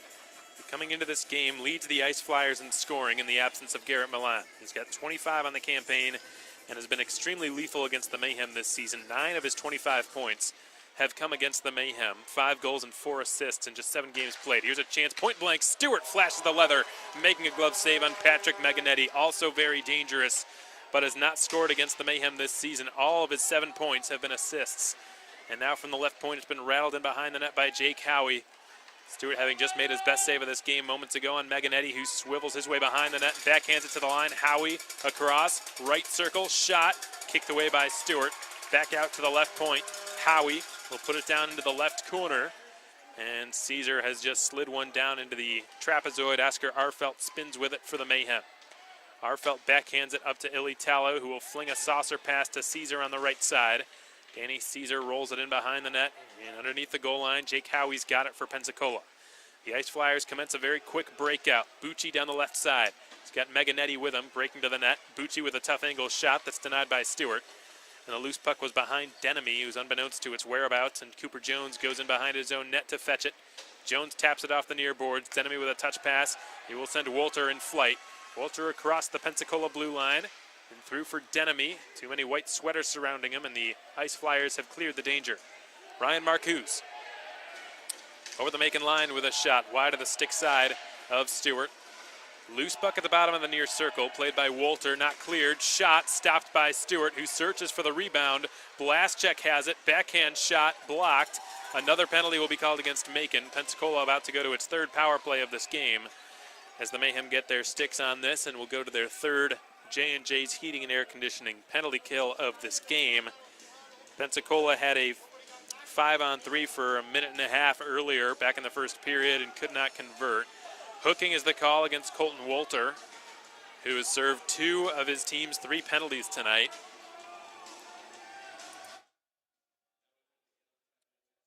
And the Ice Flyers will get another chance on the man advantage. 12:55 to go in the second. It's 1-0 Macon.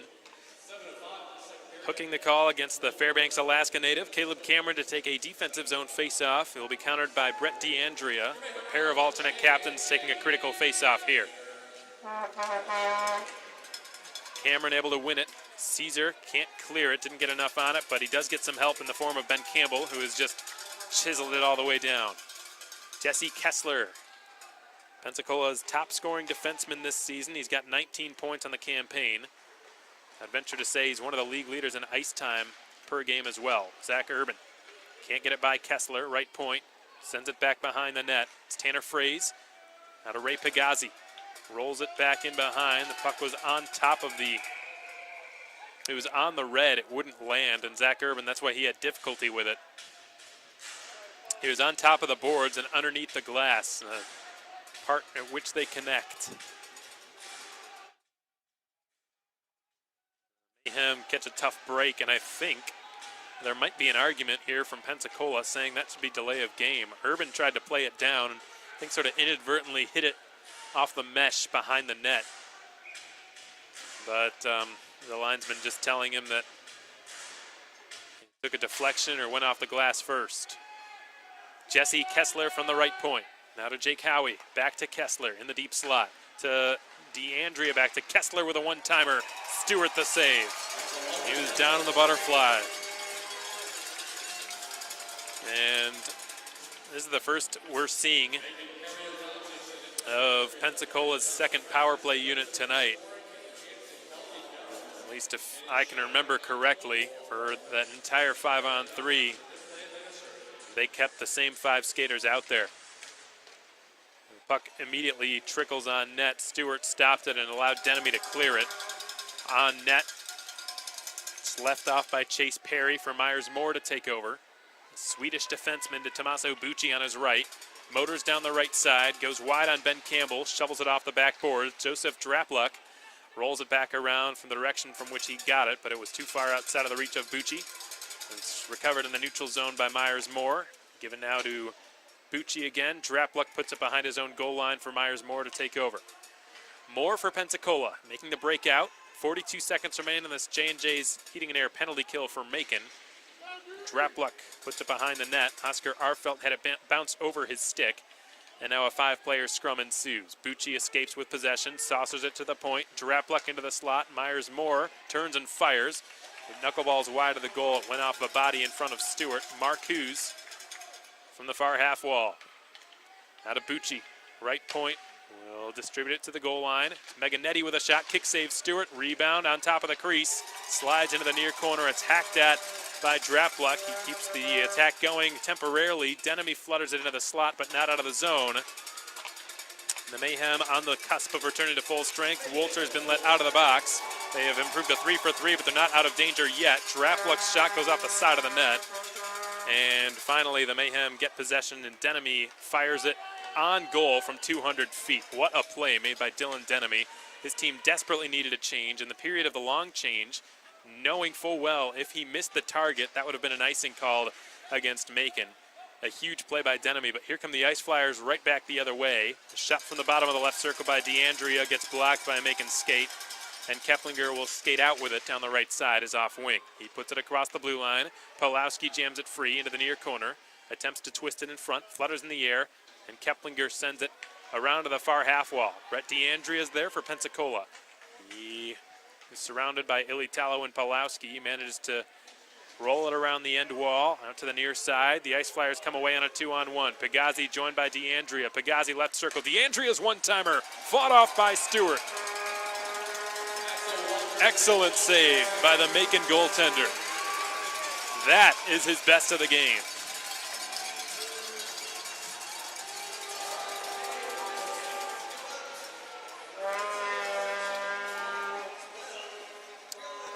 Ray Pagazzi with a perfect pass. He set up Brett DeAndrea at the end of a shift. So both of them had been out there for a while, and DeAndrea was open on the right circle. Wasn't able to identify which Mayhem defenseman was back. I'd be able to if I looked at the replay, but as a defenseman, you're taught in those situations to try to take away the pass at all costs. Let the goalie focus on the shot. The goalie takes the shooter, the defenseman takes the passer, and while he tried, it was just a perfect pass on the tape, circle to circle, to set up a left-handed shooter on the right side, which is especially dangerous on odd man rushes because they can unleash a one-timer.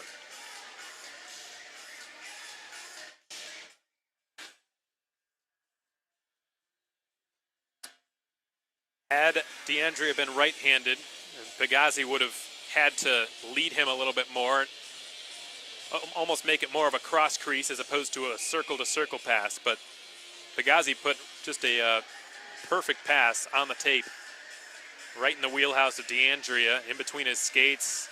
DeAndrea got a lot on the shot, but Stewart just made an excellent lateral save. Now Blake Young loses it in the far corner. Colton Wolter blows a tire. Young is back on it for the Ice Flyers. Backhands it in behind the net. Pensacola coming out with a much stronger effort so far in period 2. They have been the better team since period 2 began. But here come the Mayhem, 3-on-2. Sokol across. One-timer stopped by Perry. Just kicked out the bid from Cooper Jones. Now here comes Ryan Marcuse the other way. He is stymied by Caleb Cameron. Long point shot by Blaszczak is off the mark. Stewart never had to touch it. Blake Young stick lifted by Pirog, who will work it off the boards. Sokol brought down. Cameron passes it to himself off the far wall. He spins with it. Cameron couldn't get it to Sokol. It's been banked off the near boards to the near half wall. And Young has just hoisted one off the glass and down into Macon ice. 9 minutes to go in the second. 1-0 Pensacola, or rather Macon is your score, but Pensacola has been buzzing the past few minutes for an equalizing goal. Eric Ilitalo steps out of his own zone. Advances it up to Stephen Pirog on the right wing. Pirog trickles it through, attempts a return for Ilitalo, who's well defended. Oscar Arfelt from the right point has flung one around the end wall out to the far half boards. Joseph Drapluk for Pensacola advances it as far as Bucci. Oscar Arfelt's got it now. Native of Djursholm, Sweden. Came aboard the Mayhem not long ago in exchange for Stathis Sumilidis and Jarrett Cup. Was part of a 5-player trade with the Fayetteville Marksmen. Myers Moore taps it up to Joseph Drapluk, who's met immediately by Zach Urban.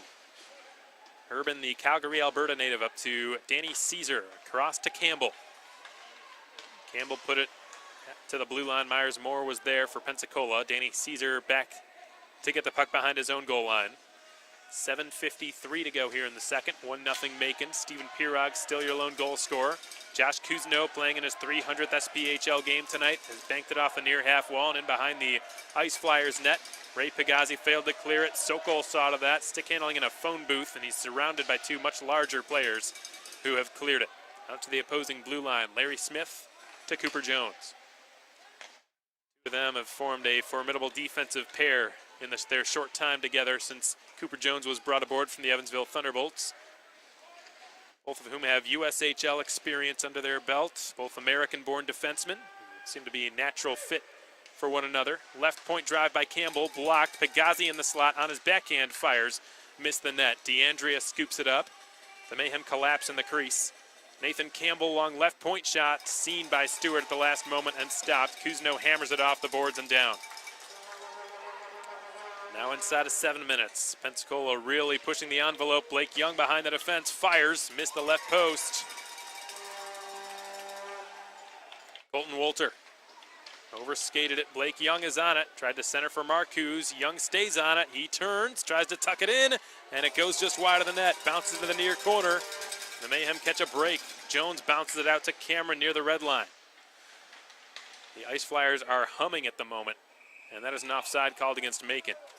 Denemy had jumped over the blue line prematurely before Wolter carried the puck across it. 6:27 to go in the second. 1-0 Mayhem, who are seemingly holding on for dear life right now. This sort of looks like almost what we saw, probably just a more mild version of what we saw in Pensacola a week and a half ago on Saturday, folks, when the Mayhem had a 3-0 lead heading into the third period. The Ice Flyers threw everything, including the kitchen sink, if you, metaphorically speaking, the kitchen sink being the 6th attacker, and tied the game, erased a 3-goal deficit in the third period to force overtime. Unfortunately for them, they could not fully complete the comeback and fell by a 4-3 final. at the hands of Caleb Cameron and the Mayhem in OT. Oscar Arfelt with it behind his own net. Begins to break out of his own zone. Goes off the left half wall in front of the Pensacola bench. Puck outside of the reach of Colton Wolter, recovered by the Ice Flyers. And now it's Alex de Oliveira. He sends it out to Pirog. He's behind enemy lines. Pirog driving, centering. Here's a chance for Cameron. Hacked it wide. Denemy had no angle. Floats it back out to the left point. Zach Urban tees it up. Slap pass. They score! Steven Pirog, second of the game. And the Mayhem take a 2-0 lead.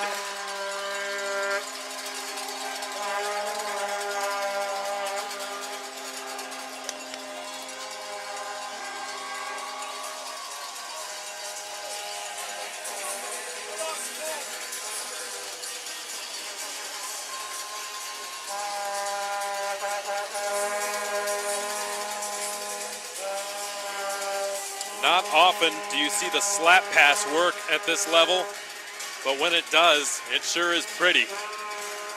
That was a perfectly placed slap pass from Zach Urban at the left point from near the Macon bench. Steven Pirog wide open, pretty much from the same spot at which he scored his first goal. Just a few feet off to the left from Chase Perry's vantage point. From his forehand, just tapped it into the net. That was Pirog's second of the night, his 11th of the season. I believe it will be Colton Wolter or Caleb Cameron with the secondary assist. And Denemy the secondary assist, and Urban should get the first. Icing is the call against Macon. That icing call has been brought to you by Tropical Smoothie Cafe. 5:07 to go in period 2. Macon has just secured a 2-0 lead. That's got to be deflating for the Ice Flyers. They were coming, folks. They looked as though they were just a shift or two away from tying this game back up with all the chances they had. Hayden Stewart making a few remarkable saves. One from point-blank range on Blake Young, and then another on a one-timer from the right circle by Brett DeAndrea. A couple of Pensacola's top scorers, and Stewart's just been very sharp in net tonight. Danny Caesar just robbed moments ago by the glove of Chase Perry. Caesar doing a good job using the opposing defenseman as a screen. And now Blake Young will carry it out to the neutral zone.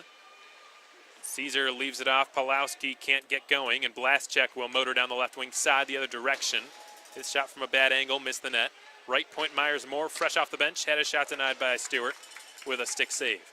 And Zach Urban sustains a hit, gets it out to the red line. Nathan Campbell hammers it back in on goal. Stewart leaves it to Zach Urban, and Ben Campbell spins with it for Macon. Campbell rolls it around to the far corner. It's cut off by Patrick Meganetti, who can't quite shoot there. He was in too tight and well covered. Bobby Sokol spins with it in his own zone. Will bounce one out to Pawlowski. Pawlowski's pass went to Ileitalo, who was in the middle of a line change. Miscommunication there. 4 minutes remain in the second. 2-0 Macon. Steven Pirog with both of the Mayhem's goals.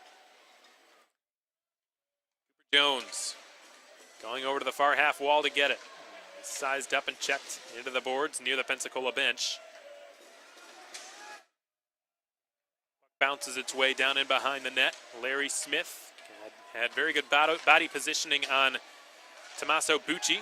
Bobby Sokol interfered with by Myers Moore, who's going to have a seat. For the first time tonight, the Mayhem will get a power play. Interference called against the Swedish defenseman, Myers Moore. And the Mayhem, who have had a perfect night on the special teams thus far, will get their first chance on the power play. On the PK, they are 3 for 3.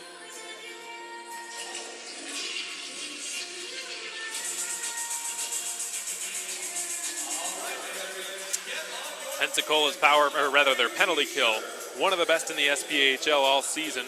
Currently ranking second only to the Peoria Rivermen, who have been at the top for virtually all season. Pensacola on the PK, less than a point shy of catching the league-leading Peoria Rivermen in the PK. They rank second with an 87.3% conversion rate.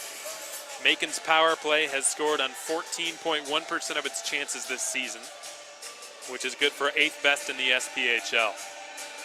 They were close to catching Birmingham, but have fallen substantially behind after last weekend. The Saturday, the Bulls scored on 2 of their 4 chances and have jumped all the way up to 17.5%.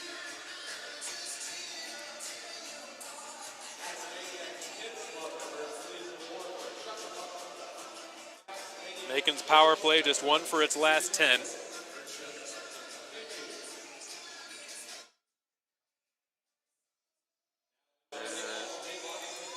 But they've got plenty of firepower out there to attempt to take a 3-goal insurance lead. 3.5 to play in the second period, 2-0 Macon. The only player to have scored tonight is on the ice right now, Stephen Pirog. He fights for it along the half wall on the near side. This Mayhem power play is brought to you by Wild Wing Cafe. Wolter above the right circle. Deals it to the point for Zach Urban. Deal it to Pirog, back to Urban. Mayhem get this umbrella setup going with Urban at the apex and Pirog and Denemy at the circles. Urban faked the one-timer, sets up Denemy, who attempted a slap pass that's cut off and cleared by Brett DeAndrea. Stewart comes way out of his net, all the way to the far corner. He will slide it to his right for Zach Urban. Just inside of 3 minutes to go here in period 2. Urban goes right up the middle for Denemy, who redirects it across the Pensacola blue line. It's been shoveled right into the Macon bench. Flying puck's been brought to you by Blues Painting and Home Repair, and the faceoff will stay in Pensacola territory. 1:16 to go on the penalty called against Moore. The penalty was for interference on Bobby Sokol, who scored his first SPHL goal last Saturday against the Birmingham Bulls.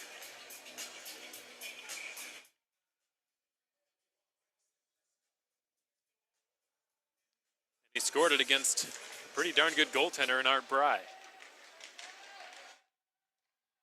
Diving, clearing effort made by Tommaso Bucci, gets the puck down the ice, and here comes Drapluk racing in after it.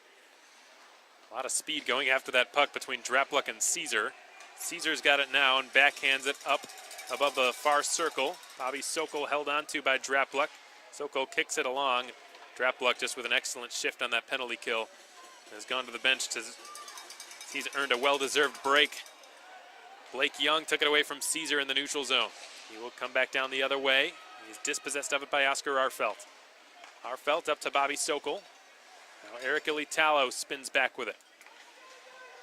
Ilitalo protecting the puck on his backhand. He slips across the Pensacola blue line and gets it down to the near corner, but the Ice Flyers have quickly whacked it all the way down. Just about 20 seconds left on this Mayhem power play. Time enough for one last rush. Josh Keplinger's got it behind his own net. 15 seconds. Here comes Cooper Jones. Motoring out, gets around a check, steps in across the blue line. Down the right side, he'll roll it in behind the net. Nobody's there except for Kessler, and he has cleared it past the blue line and beyond. Hayden Stewart tapped it to Larry Smith, and that power play generated next to nothing for the Mayhem.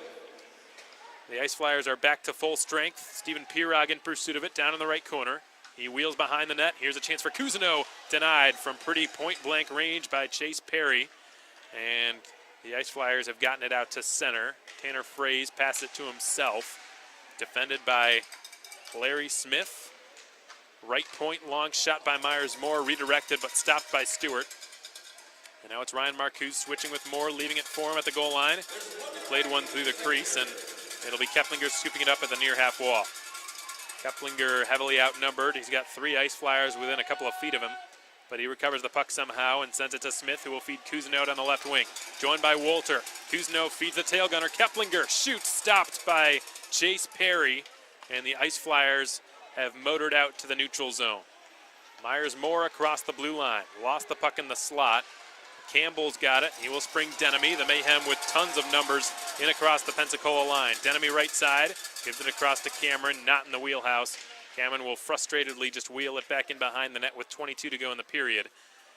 Denemy is checked. It's sent up the wall on the near side. The Ice Flyers get it out to the red line, and Blake Young chips it in past Zach Urban. Blake Young goes to the front of the net with time winding down. That'll just about do it. 40 minutes in the books. Beg your pardon. Thought the clock said 2. It said 8. Now that's done it. 40 minutes in the books. Here at the Macon Centreplex, the Mayhem leading by a 2-0 score. Both their goals coming off the stick of Stephen Pirog. And it's unfortunate for the Ice Flyers the way that this period ended, because they had all the momentum right leading up to Stephen Pirog's goal. It was really Macon's first chance, or first shot on goal even, in quite a while when Pirog scored. Pensacola was just buzzing in the Macon zone, coming ever so close with odd man rushes and shots from high percentage areas like the slot from good players like Brett DeAndre and Blake Young, both of whom had a couple of really good chances. And Stewart has been outstanding tonight for the Mayhem in goal, and that gave the Mayhem the momentum that they needed to extend their lead. Shortly after that Pensacola surge, the Mayhem raced into the attacking zone with numbers, and Dylan Denemy helped to set up Zach Urban at the left point, and Urban pulled off a slap pass to the right side of the goal, to the bottom of the right circle, and it was on Chase Perry's left. He couldn't react in time, and it just sort of slap pass redirected off the stick of Pirog into the back of the net for his second goal of the game and 11th of the season. So Macon with a now 2-goal lead. 2-0 is the score, with 40 minutes having expired in this game. I'm going to break down this game for you in a little greater detail, folks. Let's take a look at the box score tonight. Again, we don't have an out-of-town scoreboard update because we're the only game in action this evening in the SPHL. Shots on goal now favoring Pensacola after a second period which really favored them in terms of scoring chances. Macon outshot the Ice Flyers 13-9 in period 1. Pensacola tipped the scales in their favor in period 2. It's now, they outshot the Mayhem 13-8, and it's now 22-21 in favor of Pensacola.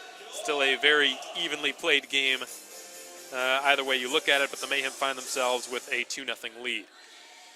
If you look at previous games against Pensacola, folks, it has not been often in which the Mayhem have been able to outshoot them. And we mentioned how the Ice Flyers are one of the best, if not the best, teams in the SPHL at controlling shots on goal during a game. But through 7 matchups this season, there's only been one case in which the Mayhem have outshot the Ice Flyers in a game. And that came back on Friday, January 3rd. It was fan control night. Zach Urban had the game-winning goal. There was a huge Mayhem momentum surge, and they scored 3 goals in 1 period, 2 within a minute. And Zach Urban had that was an insurance goal at the time. It ended up being the game winner. But the Mayhem outshot the Ice Flyers 32-30 on that night. Outside of that game, Rod Aldoff and company have managed to outshoot the Mayhem in every other head-to-head matchup this season, which is quite impressive, of course. They have done a really good job of that in general, not just against the Mayhem. We said it earlier. They averaged 35.6 shots per game, which is second highest in the league, and they've allowed just 27.7, which is best in the league on a per-game basis. And I think that's a good part of the reason why many goaltenders enjoy playing down in Pensacola. Like I was saying earlier, goaltenders most of the time prefer to face a heavy volume of scoring chances. Helps them to get into a rhythm and helps them feel confident. And virtually every time you go down to Pensacola, you know you're going to face 30-plus shots on goal for the most part. And that has been the case every time the Mayhem have gone down there this season. They were on Saturday night a week and a half ago. The Mayhem were outshot 47-22, at least according to the numbers we were given.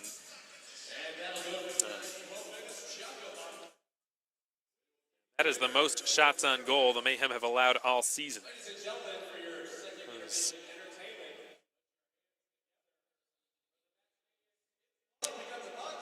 I beg your pardon, they were outshot 49-28 against Evansville this season. That is the only other case in which the Mayhem have given up more shots in a game outside of that. So we could definitely see where that comes from through the second period. The Ice Flyers definitely making Stewart work during period 2, a lot more at least than he had to in period 1. In period 1, Macon got off to the start they wanted after failing to do so on Saturday. They did not get off to a strong start Saturday. Tonight, that has not been the case. They've gotten off to a tremendous start. They generated the first 5 or 6 shots on goal. Chase Perry was the far more busy of the 2 goaltenders. Hayden Stewart did not have to face too many threatening chances in the first period. In the second, things definitely changed. Brett DeAndrea had a one-timer from the right circle on a clear-cut 2-on-1 from center ice in. He was fed a good, crisp circle-to-circle pass from Ray Pagazzi. It was on the tape, and DeAndrea just flung it at the net, and an enormous save was made by Stewart. And then shortly before that, I forgot to mention this chance, but Blake Young, with 17 points this season, he's played in every game for the Ice Flyers on the campaign. He had a shot from the mid to low slot, and Stewart did some excellent leather flashing with the glove to deny him of a scoring chance. So he's been rock solid in net, the Cornell University product, and has stopped all 22 shots the Ice Flyers have sent his way. Special teams have been perfect for the penalty killers so far. Macon 1 for 1, Pensacola 3 for 3. I beg your pardon, switch that around. Macon's penalty kill 3 for 3, Pensacola's PK 1 for 1. There have not been a whole lot of power plays. Everything's just been a minor penalty up till this point. Colton Wolter has been given a pair of penalties, one for tripping, one for hooking. Zach Urban was penalized for boarding back in the first period, which put the Mayhem on a 5-on-3 that lasted 95 seconds. And that was a turning point for the Mayhem shortly after, about 5 minutes after the incident occurred and 3 minutes after the penalties were killed. The Mayhem scored a goal, the first of the game, set up from Caesar to Pirog. It was a brilliant no-look pass from behind the Pensacola net, which Chase Perry did not see until it was past him. And I'm not sure an NHL goaltender would have made that save, folks. He just didn't even know where the puck was. It was such a quick developing play. Sometimes when the puck is behind the net, it's near impossible for a goaltender to track, to know which direction it's going to go, especially if you've got that subtle art of deception that Caesar has, and it makes goaltenders second guess themselves very well. He really just gave no hints as to his intentions when he passed to Stephen Pirog, and Chase Perry was looking the completely wrong direction when Pirog found the puck on his stick and just tapped it in. So you really can't fault Perry for that. That was I think, like I said, a next level pass made by Danny Caesar, and a routine tap in for Stephen Pirog, his first of 2 so far tonight. Again, 2-0 your score through the first 40 minutes of play. You're listening to Macon Mayhem Hockey on the Mayhem Broadcast Network. Again, folks, we're so happy to have you with us on SPHL Live and on YouTube.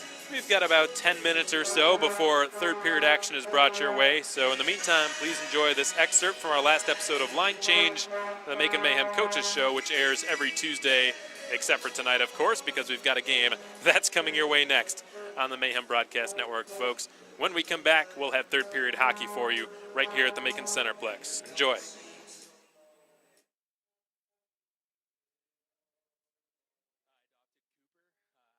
Seamer's dog now.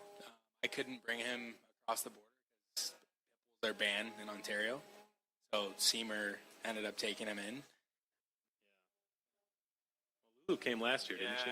Yeah. Well, obviously. Last year, right? Yeah. All right, guys. Well, that's all the questions that I have. The floor is now yours. As always, the only thing we ask is that you please ask your questions into this crowd mic here so that we can get it all saved for our archived version later on.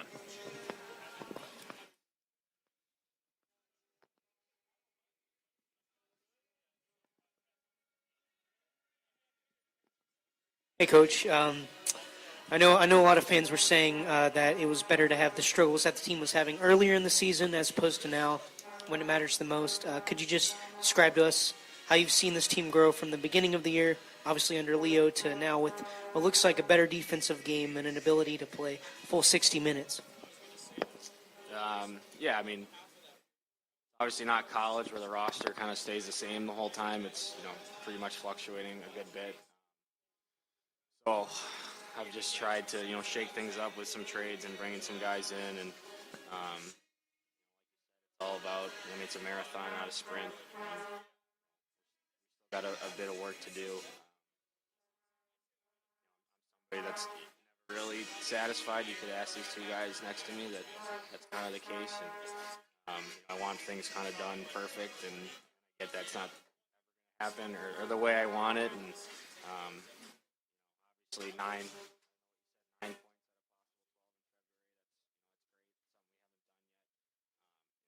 happy with that. But it's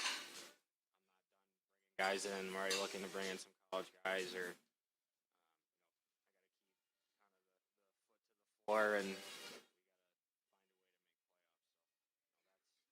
I'm happy with where we are, especially after last weekend. But since I'm not, still get to 7th and be ready to go and playing our best hockey by playoffs. It actually works as a good transition for my question about bringing guys in and stuff. And one of the ones that I've kind of just came to mind when I was looking, because we only had 5D suit up for Friday's game. Has there been any contact with Rene Hunter at all about seeing if he would be, because I know we still have team rights to him, just if there's been any contact about bringing him back? No, I mean, for me, it's a thing where, granted I wasn't went down, but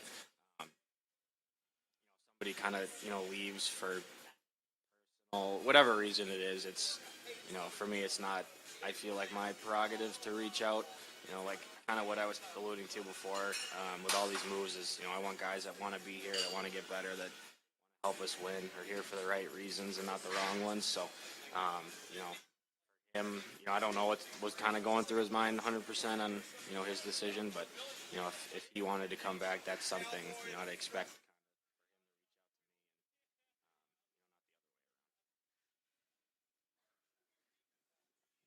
To follow up with that, are there any updates on Zimlicker? It didn't look like he played this weekend. Yeah, his shoulder's kind of bugging him a bit, so, I just had him dressed because we were short anyway, just, in case of a too many men or something where I needed somebody to serve a penalty. He would just kind of issue. So we didn't skate today. We're kind of, taking it slow day by day and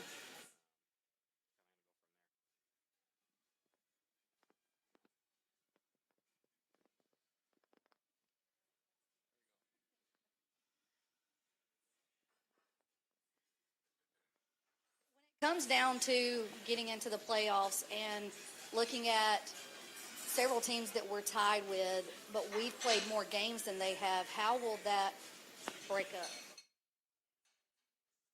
I mean, like how that'll play out? Yeah. Yeah, well, it's just they have more opportunity to kind of jump us in the standings, essentially, because they have those extra games in hand. So that just puts more of a premium on every game. We have to have this win now, win every game mentality, just because, again, even if we won every game and they won every game, we're still out. So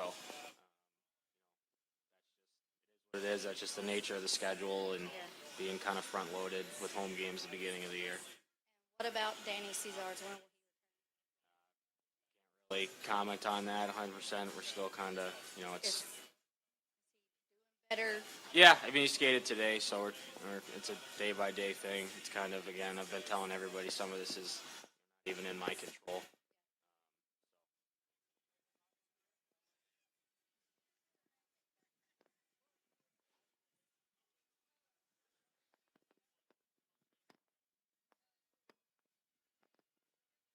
This one's for Cam. How did it feel, both for the team and you, to finally get not just one OT win, but back-to-back, and also scoring the game-winning goal in both of them? Yeah, it definitely felt good. Obviously, we've struggled with the overtime games. Staying strict man-to-man in the D zone.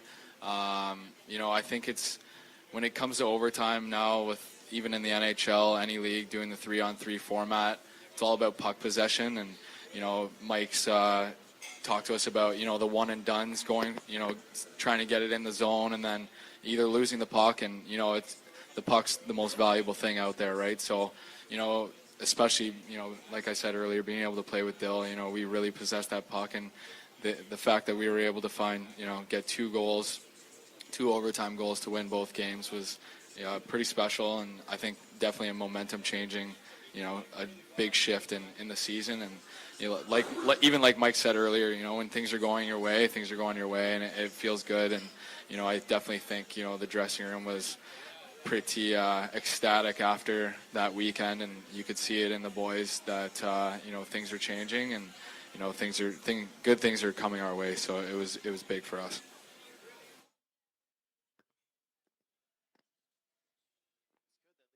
my question. So,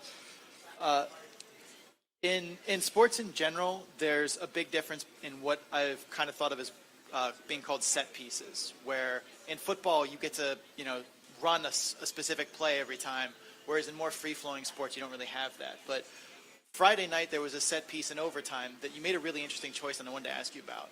Pensacola took the really bad delay of game penalty. You called timeout immediately, and then sent out a power play unit of 4 forwards, the two of them, P-Rog and Walter, which is an interesting decision to not put a defenseman on the ice. And it looked like they had a very set play that they tried to execute, because right before Cameron scored, it looked like they tried to do the exact same setup. What was that timeout like on the bench? What did you discuss with them strategically? Anything like that? I thought it was kind of like an all or nothing, situation. As far as drawing something up, it really was nothing.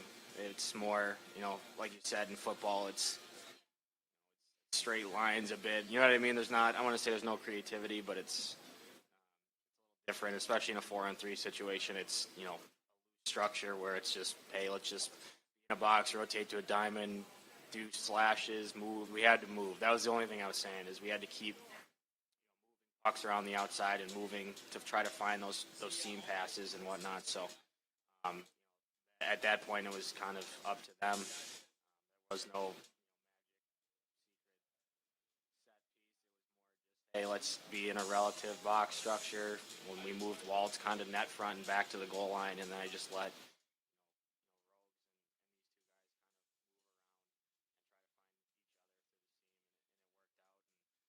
I was thinking all about us having the puck, and I was telling them after the overtime, as soon as they had the puck, I was like, oh my God, I don't have a single yeah, you do. a former defenseman. No, it was I approached it as, this is kind of an all or nothing moment.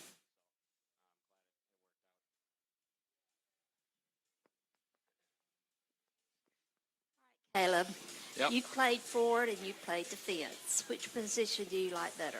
Assistant coach. Assistant coach. No, I like to play forward. I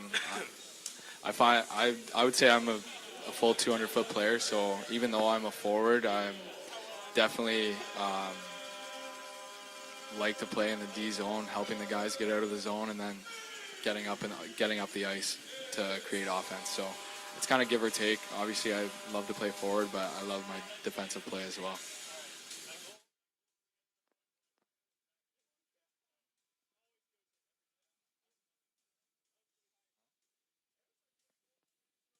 So my question is for Dylan. When you were on the creek earlier, they were asking you the movie question. And you said something that I thought was really interesting, that the movie that you suggested was a documentary called Ice Guardians, which is about enforcers in the NHL in that role. And I was surprised that seemed to be one that you really stuck with, just because that's not your role and never really has been. So what about that movie really kind of stuck with you? I think it's because it's... All right, well, welcome back, everybody. Sorry to cut you off there, but we're just about ready to go for period 3 here at the Macon Centreplex. The Mayhem up 2-0 over the Pensacola Ice Flyers in this makeup contest. This is their third to last time facing them this season. The Mayhem off to a 2-0 lead. Shots on goal favoring Pensacola, 22-21 through 40 minutes of play. We hope you enjoyed that excerpt from our last episode of Line Change, episode 14 with Mayhem head coach Ryan Michael.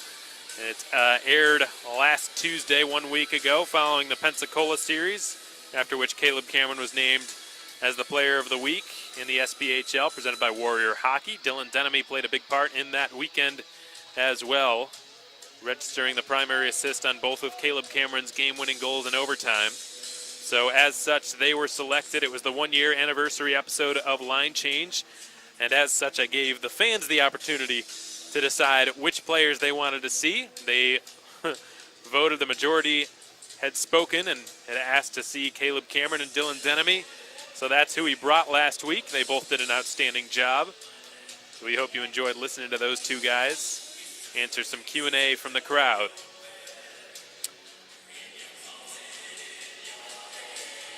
And you heard Sean O'Brien, one of our fans, asking Dylan Denemy about the Ice Guardians documentary on Netflix and why that's one of his favorite hockey movies. You heard the question be asked, you didn't hear the answer to it. And if I remember correctly, the answer he gave was that he likes it just because of how real it is. And even though that's not necessarily his role per se, he has taken it upon himself to be more willing to drop the gloves. As we saw last weekend, Dylan Denemy, who hadn't had so much as a penalty at all through his first 12 games this season, got into 2 fights in as many games last weekend. We are back underway. The Mayhem leading the Ice Flyers by a 2-0 score as we start period 3. The puck's been dumped into the near corner on the right side of the ice, and Ryan Marcuse hustles after it, wins the puck, drops it to the point for Kessler. His shot doesn't make it through Pirog. Here's a chance for Marcuse, who flutters it off of Pagazzi. Loose puck in the slot, backhander blocked and steered out to the side by Alex de Oliveira, and Steven Pirog has cleared it out, rolling slowly towards the opposing blue line. The Mayhem played that puck on an offside, so the whistle blows stopping play. We're 34 seconds into the third period. The Mayhem with a 2-0 lead. Not to reinstill terrifying memories if you're a Mayhem fan, but a couple of weeks ago, a week and a half ago to be precise, in Pensacola on Saturday, the Mayhem had a 3-0 lead heading into the third period, and the Ice Flyers completely erased it. They just chipped away at the deficit 1 goal at a time. Ended up instilling hope down at the hangar. Drapluk, right circle, fires, missed over the crossbar, and in overtime the Mayhem would win, but very impressive comeback by the Ice Flyers, which ultimately earned them a point in the standings. I'm sure the message from Rod Aldoff during the first intermission, or rather the second intermission, was if we could do that 8-9 days ago down in Pensacola with a 3-goal deficit, we can certainly do it here with a 2-goal deficit facing us. Ben Campbell steps in, risky pinch. Here come the Ice Flyers the other way, and Stewart makes a blocker save on the shot from Brennan Blaszczak from the right circle. Caleb Cameron rolls it diagonally, sets up Denemy right circle. His shot is punched away by Chase Perry with the blocker, and Joseph Drapluk's got the rebound. He will lead one ahead outside of the reach of Bucci. This will be an icing called against the Ice Flyers with 18:27 to go in the third period. 2-0 Macon is your score. A couple of blocker saves on either side. First from Stewart, then from Perry. That last one that Perry just had to make was due to an outstanding pass made by Caleb Cameron. I'm sure those of you who are tuned in during the second intermission of the line change excerpt from last week, Caleb Cameron, Dylan Denemy talking about their chemistry that they've begun to build up since returning. They've been pretty close friends since they were 17, and for a little bit they were just playing together in the 3-on-3, but when I asked Ryan Michael if he thought of putting them together at even strength last week, he said, I feel like I have to now. And that pass from Cameron to Denemy was a good example of why that was a good idea. Jesse Kessler slides it across to Nick Wright. It's been redirected into the Macon zone by Blake Young. It rolls in behind the net. Larry Smith is checked by Tommaso Bucci. It's been rolled around to the near side by Pulowski. Cousineau battling for it against Blake Young. He can't clear it past Kessler. Right point, Kessler's shot blocked by Cooper Jones. And the former Ice Flyers captain, Josh Cousineau, has just floated one all the way down over everybody's head. No icing here. It's being waved off, and the Ice Flyers roll it around to Kessler, right side, up to Bucci, who lost his footing. Fraze redirects it into Macon territory off the far half wall, and it's taken by Young, who will carry it into the near corner. Blake Young sets up Myers Moore, right point, blocked, doesn't get all the way through. It's loose in the slot, turnaround shot by Bucci is off the mark as it bounces its way to the stick of Eric Ilitalo. He slips away from Tanner Fraze. Ilitalo to his right, Oscar Arfelt floats one into the catching glove of Chase Perry, and we'll get a whistle stopping play. 17:27 to go in the third. 2-0 Macon is your score. Steven Pirog with both goals for the Mayhem tonight. And he will take this face-off. Be against Ryan Marcuse. He's in his 7th SPHL season. Pensacola's leading scorer last year with 31 points on the campaign. Myers-Moore is able to clear it up the near wall. And Patrick Meganetti is met by some heavy resistance near the red line. Myers-Moore will reset this breakout to redirect it off a Pensacola stick. They're in over the blue line. Meganetti down the right side. He will slide one down and behind the net. Pegazzi sends it to the far wall. Ryan Marcuse returns it. Pegazzi's got it. Goes past his stick and now lands on Ilatalo's blade. He will begin to storm out of his own zone. He trickles a pass through. Could be a breakaway. Pirog shoots and a glove save is made by Perry. Steven Pirog was thinking hat trick on that breakaway. And Perry made the snag with his glove. Made it look easy.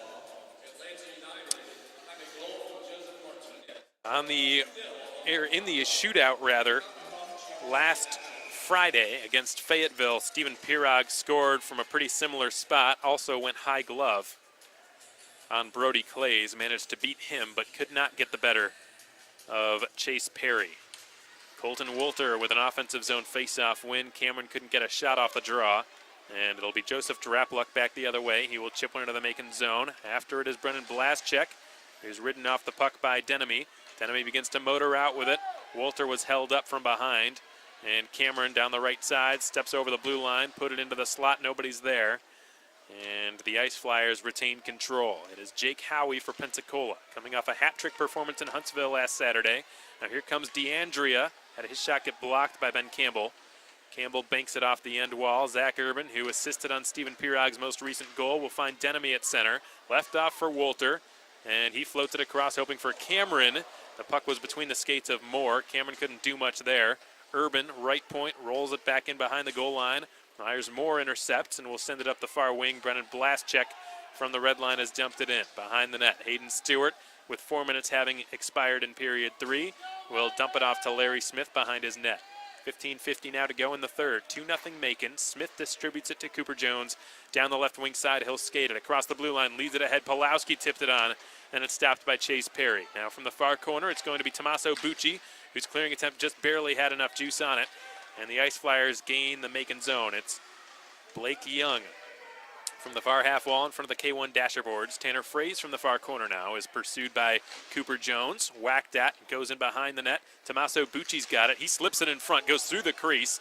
Blake Young couldn't get a stick on it, or it would have been trouble for Hayden Stewart, to say the least. Myers-Moore, right point. Sends it off the near corner boards. Bucci picks it up and will twist it along the end wall. Cooper Jones leaves it. Larry Smith now. Smith rolls it around to the near half wall. It's jammed out by Cousineau down the left side. Keplinger's got it in stride left circle. He carries it towards the goal line, is knocked off the puck. That's going to be a penalty called against Pensacola, and it'll be against Nick Wright for a trip. Keplinger lost his footing as he was trying to go wide on right. If I'm not mistaken, I'll have to double check this, but I believe led the SPHL in penalty minutes last season. He's going to have a seat in the All-State Bonding penalty box. We're going to head to our first media timeout of the third period. 2-0 is the score in favor of Macon.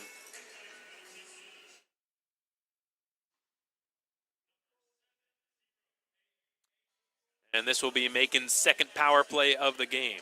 We're going to take a brief pause, folks. You're listening to Macon Mayhem Hockey on the Mayhem Broadcast Network. The Mayhem to the power play when we come back.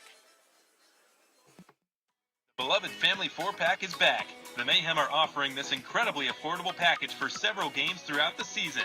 For just $50, you receive 4 tickets and a $30 gift card to Texas Roadhouse at 5080 Riverside Drive right here in Macon. The dates for these 4-pack nights will be announced on social media as they become finalized, so be sure to follow us on Facebook, Twitter, Instagram, and YouTube for all the most up-to-date content.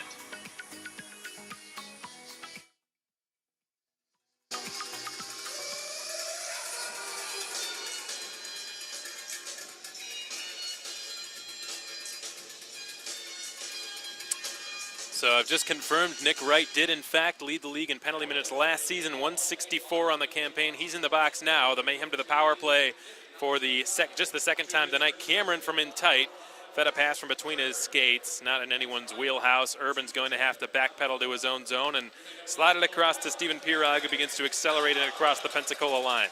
He will one-hand it through everybody, and in the far corner, or rather the near corner, rolls it to the far corner. Wolter will trickle one through back to the right point. Denemy now has it above the left circle. Dylan Denemy to Caleb Cameron, far half wall. Cameron sets up Urban, whose one-timer is gloved by Chase Perry. That is an impressive save. Perry was heavily screened. He had Pirog and Wolter both in front of him. And I'll tell you what, folks, Zach Urban can get a lot of velocity behind those one-timers. And he's proven that time and again. He proved it against Pensacola already this season. Had the game-winning goal the last time this team was here, if you don't count the January 30th game, which was postponed to today. Mayhem winning the offensive zone face-off, courtesy of Pirog. Denemy will switch places with Wolter. Wolter now hovering above the left circle. Fed a hot pass to the goal line for Denemy. Good keep by Zach Urban at the left point. He will fire it off the glass and off the glove, ultimately, of Denemy. The Ice Flyers have cleared the puck out to the neutral zone. And now a penalty is going to be called against Pirog. I don't know about that one. Interference is the call against the Macon captain. Just trying to recover after the puck had been swatted off his skate and out of the zone. Just battling for a loose puck in the neutral zone and was called for interference. And Caleb Cameron arguing the call with Nolan Bloyer right now. So we'll head to the 4-on-4 for the next minute and 3 seconds.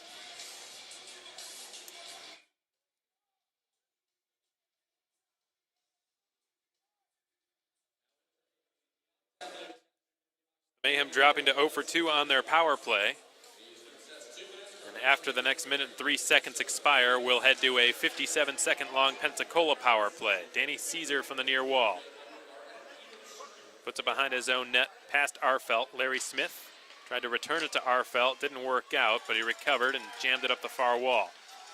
He'll put it back into the far corner. Oscar Arfelt is met by Tanner Fraze, beg your pardon, Brett DeAndrea. He will set up Joseph Drapluck, back to DeAndrea in the slot.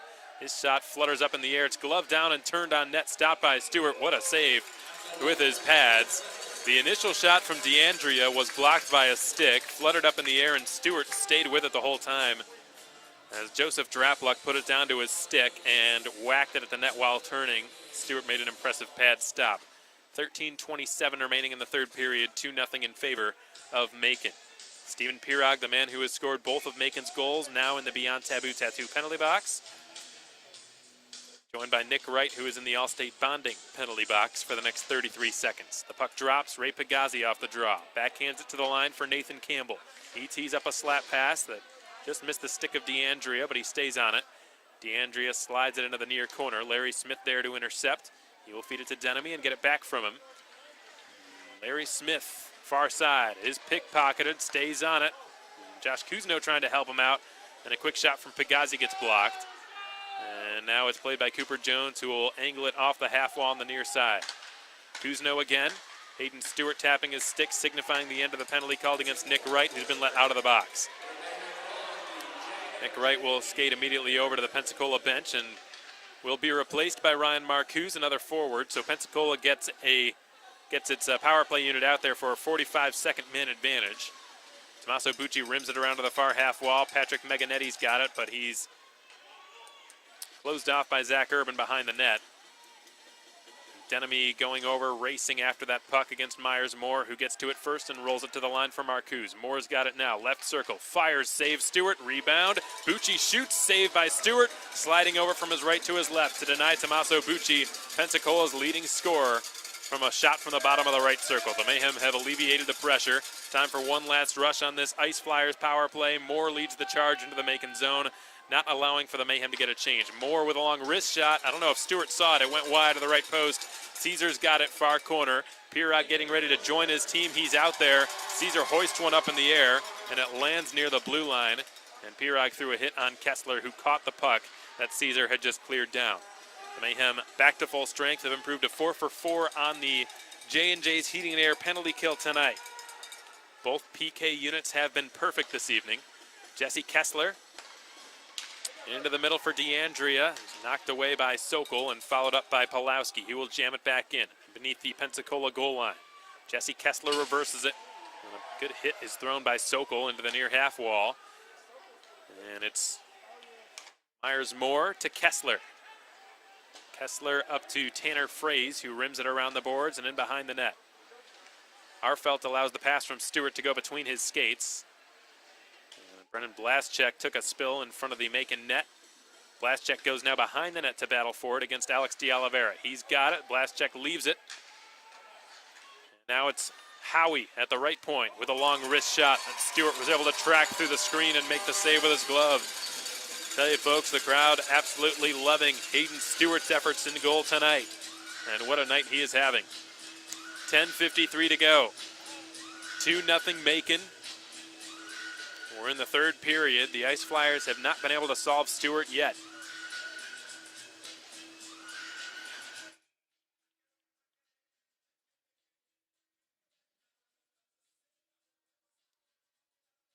There will be a face-off in the near circle of the Macon zone between Bucci and Pirog, won by the former of the two, and Stewart has to fight off a quick shot off the draw. And Caleb Cameron from the red line flops it wide of the net, wide of the left post. Joseph Drapluk has cleared it. Denemy tapped it back to Wolter, who will guide it on back to Larry Smith. Smith from the red line bounces it into the far corner of the Pensacola zone. Denemy's after it, along with Joseph Drapluk. It's been rolled back to the point to Cooper Jones. Long shot gets redirected wide of the right post. Caleb Cameron digging for it. There's a nice flyer who lost his helmet temporarily. That was Drapluk. He just put his brain helmet back on, and play continues. Myers-Moore one-hands the puck along for Tommaso Bucci, who will dump one past Larry Smith. Danny Caesar goes after it. Caesar works it up the boards, and it's Eric Ilitalo for Macon. Puts it behind his net for Larry Smith. We have crossed the halfway point of the third. It's still 2-0 in favor of the Mayhem. Larry Smith inside of his own trapezoid. Pirog tags up along the goal line, receives the pass from Smith, and will swivel his way out to center. Pirog to Caesar. He shovels it into the Pensacola zone. Jesse Kessler slides it to his left, and a cross-ice pass finds Marcuse on the right wing side. We get a whistle and a stoppage in play. Looks as though high sticking is going to be called. Either the puck was played with a high stick or a high sticking penalty will be called. And right now the Beyond Taboo Tattoo penalty box door is open. Terry Reynolds getting an explanation. It will be a penalty, in fact, against Eric Ilitalo for a high stick. And Nolan Bloyer has sent the 6'4" forward to the box. Mayhem back to the penalty kill for the fifth time tonight. They're 4 for 4 thus far.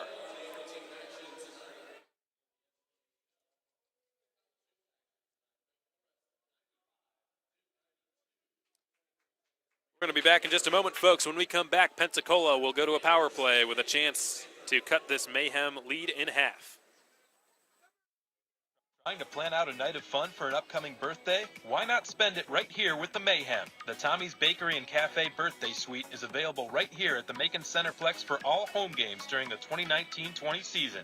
The birthday suite comes chock full of benefits, including 12 tickets, a private suite area with a great view of the ice, donuts from Tommy's Bakery, a visit from Mac the Mascot, and a special present for the birthday child.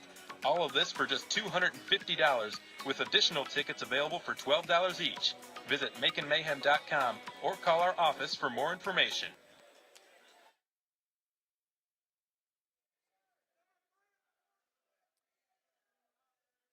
So here we go. Eric Ilitalo serving a 2-minute minor for high sticking. I imagine for him, somebody who's as tall as he is, can't help but argue when he gets called for high sticking that he can't help himself because his stick is so high to begin with. The Ice Flyers back to the power play for the fifth time tonight. Kessler, diagonal pass to DeAndrea, too quick. He couldn't complete the one-timer, and the Mayhem have cleared it. It was the right idea from Jake Howie, just too much mustard on it. DeAndrea couldn't pull off what would have been an NHL goal. Kessler to Jake Howie, trickles it back through for Kessler, who leads the rush, drops it to Fraze, whose shot misses high, bounces off the back of the net. It's collected by Pagazzi in the far corner and rattled back to the line. Jake Howie, Pagazzi, outer hash marks for the far circle. Puts it into the far corner, and it's been worked back to the point again. Howie, D pass to Kessler. Right point will slide it to DeAndrea in the adjacent corner. It's returned to Kessler. Jake Howie now, wrist shot. I think Stewart got a piece of it with his glove. Perhaps it deflected wide at the last moment. Now it's in behind the net again. Tanner Fraze over to Pagazzi in the far corner. Up to the left point again. Howie sends it to Jesse Kessler. Another D return pass. Howie from the deep slot. Had a shot blocked by Caesar, and the puck has gone out of play. 54 seconds remain in this J&J's heating and air conditioning penalty kill with 8:28 remaining in period number 3. 2-0 Macon. Stephen Pirog with both goals tonight. That flying puck has been brought to you by Blues Painting and Home Repair.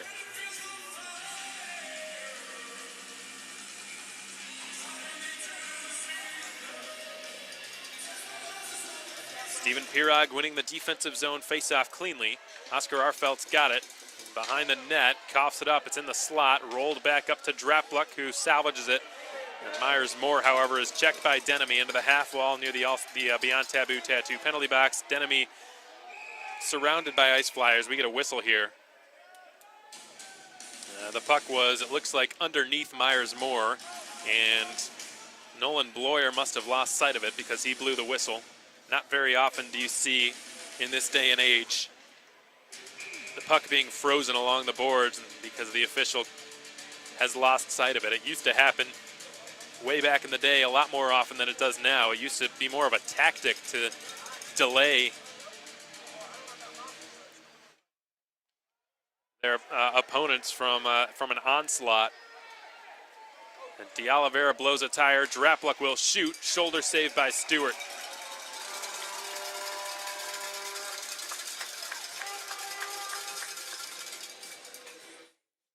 .25 seconds remain in this Pensacola power play. Just shy of 8 to go in the third period. Macon still with a 2-0 lead. Eric Ilitalo is 25 seconds away from freedom. The Mayhem so far tonight have been perfect on the penalty kill. They are 4 for 4. Pensacola 2 for 2 on its PK. Both of these teams rank substantially higher in the SPHL in the PK than they do on the power play this season. Stephen Pirog with a solid defensive zone face-off performance tonight.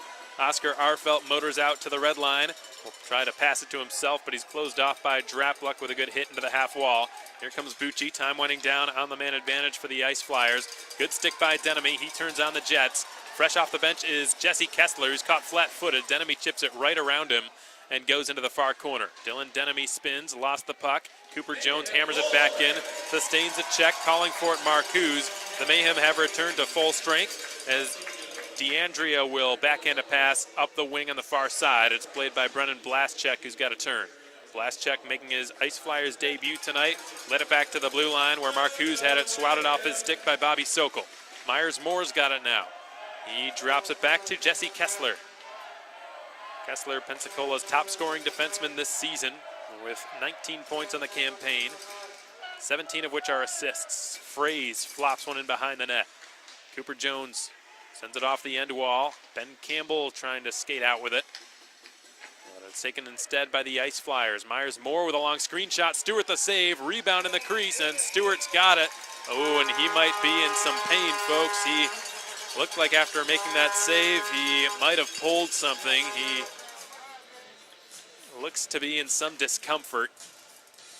And I'll tell you, just based on the way in which he sprawled out, it looked like he could have pulled I don't want to say anything I don't know, obviously, but it looks like he might have pulled a hamstring, or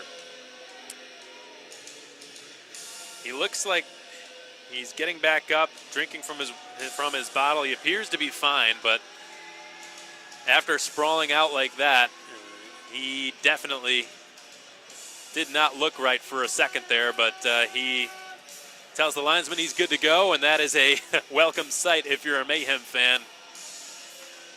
And I'm sure a lot of folks watching this game probably held their breath for a moment. A shot from Howie pinballs wide of the net, and Stewart scurries back to the far side of the goal. DeAndrea got it to the far corner for Brennan Blaschek. And Blaschek is now pinned to the wall by Ben Campbell. The puck rolls loose. Urban shovels it along. And it'll be Caleb Cameron who sustains a check. He moves it up the wall, but not out of the zone. DeAndrea cuts it off. Brett DeAndrea turned it over to Urban, who outlets it to Denemy. Dylan Denemy from just shy of the red line floats it into the near corner of the Pensacola zone. Colton Wolter is checked by Kessler. And now Denemy's got it. Denemy for Wolter. He's checked every step of the way by Kessler, but stays on his skates. Backhands it to the point. Oscar Arfelt long drive. Snagged by Chase Perry with his glove. 5:58 to go in the third. 2-0 Macon. Jesse Kessler looks like just barely lost track of Colton Wolter behind the net. Might have gotten hung up on the back of the goal there, giving Wolter just the space he needed to set up a point shot from Arfelt. Jesse Kessler, the last time the Ice Flyers defeated the Mayhem was in overtime, coming off of his stick down in Pensacola. 4 days after New Year's. He had the game-winning overtime goal with just 11 seconds remaining in OT before a shootout would have commenced. Patrick Meganetti behind the defense. He fires, missed the blocker side post of Stewart. The long stretch pass found him along the right wing side. He couldn't get much closer because the Mayhem defensemen were closing the gap. And they've done a good job of that all night long. Forcing the Ice Flyers forwards, as dangerous as they are, to take a shot that's just a little bit more difficult, a lower percentage from the mid to outside of the circle as opposed to the low inside of the circle. And the scoring chance percentage between those two areas, the difference is very substantial. Keplinger swivels his way into the near corner. He stays on his skates and stays on the puck, despite being harassed every step of the way by Nathan Campbell. Myers-Moore passes it to himself near the Coca-Cola Dashers, sends a diagonal pass up to the right wing side for Ray Pagazzi. He's in across the Macon blue line. Pagazzi slides it deep slot. Myers-Moore, long wrist shot, saves Stewart. Loose puck, pinballs to the near corner. Myers-Moore tried to send it back on net, blocked, and Keplinger will swerve his way out to the opposing blue line and just trickle it down into the far corner, the near corner of the Pensacola zone. 5 minutes remain here in period 3. The Ice Flyers still trailing by a 2-goal deficit. It's dumped into the right corner by Tommaso Bucci, who's checked by Jones. Jones, Cousineau, Arfelt all trying to jam it loose. Beg your pardon, that is Pawlowski, not Arfelt. Urban takes a spill behind the net, and that will be a Pensacola penalty. Tripping the call against the Ice Flyers, and the Mayhem will go to their third power play of this game. And that is the most inopportune time, if you're Pensacola, to take a penalty. And certainly Tanner Frey's not happy with the decision, but he's going to have a seat. Frey's to the All-State bonding penalty box. Just 4:42 remains in period 3. Pensacola cannot afford to be in the box for the next 2 minutes, as good as their penalty killing unit is. But if they want to beat a red-hot goaltender like Hayden Stewart twice in the next 4:42, then one would think that they'll have to try at least to give themselves some opportunities on this penalty kill. And this media timeout comes at a good time for Rod Aldoff and the Ice Flyers. I imagine he was probably saying something similar to his team on the bench, but who knows? Maybe he's telling them, hunker down for the next 2 minutes, focus on killing off this penalty kill, and then we can go attack. We'll never know. The Mayhem do an offensive zone draw. Pirog with a clean win. Denemy taps it to Urban. Urban put it past Cameron's stick. Would have been a high stick had he touched it. He wisely allowed it to go through. Pirog to Cameron, far corner. Caleb Cameron up to the right point. Zach Urban to Dylan Denemy above the left circle. He shoots, blocked by Bucci, and the puck's gone out of play.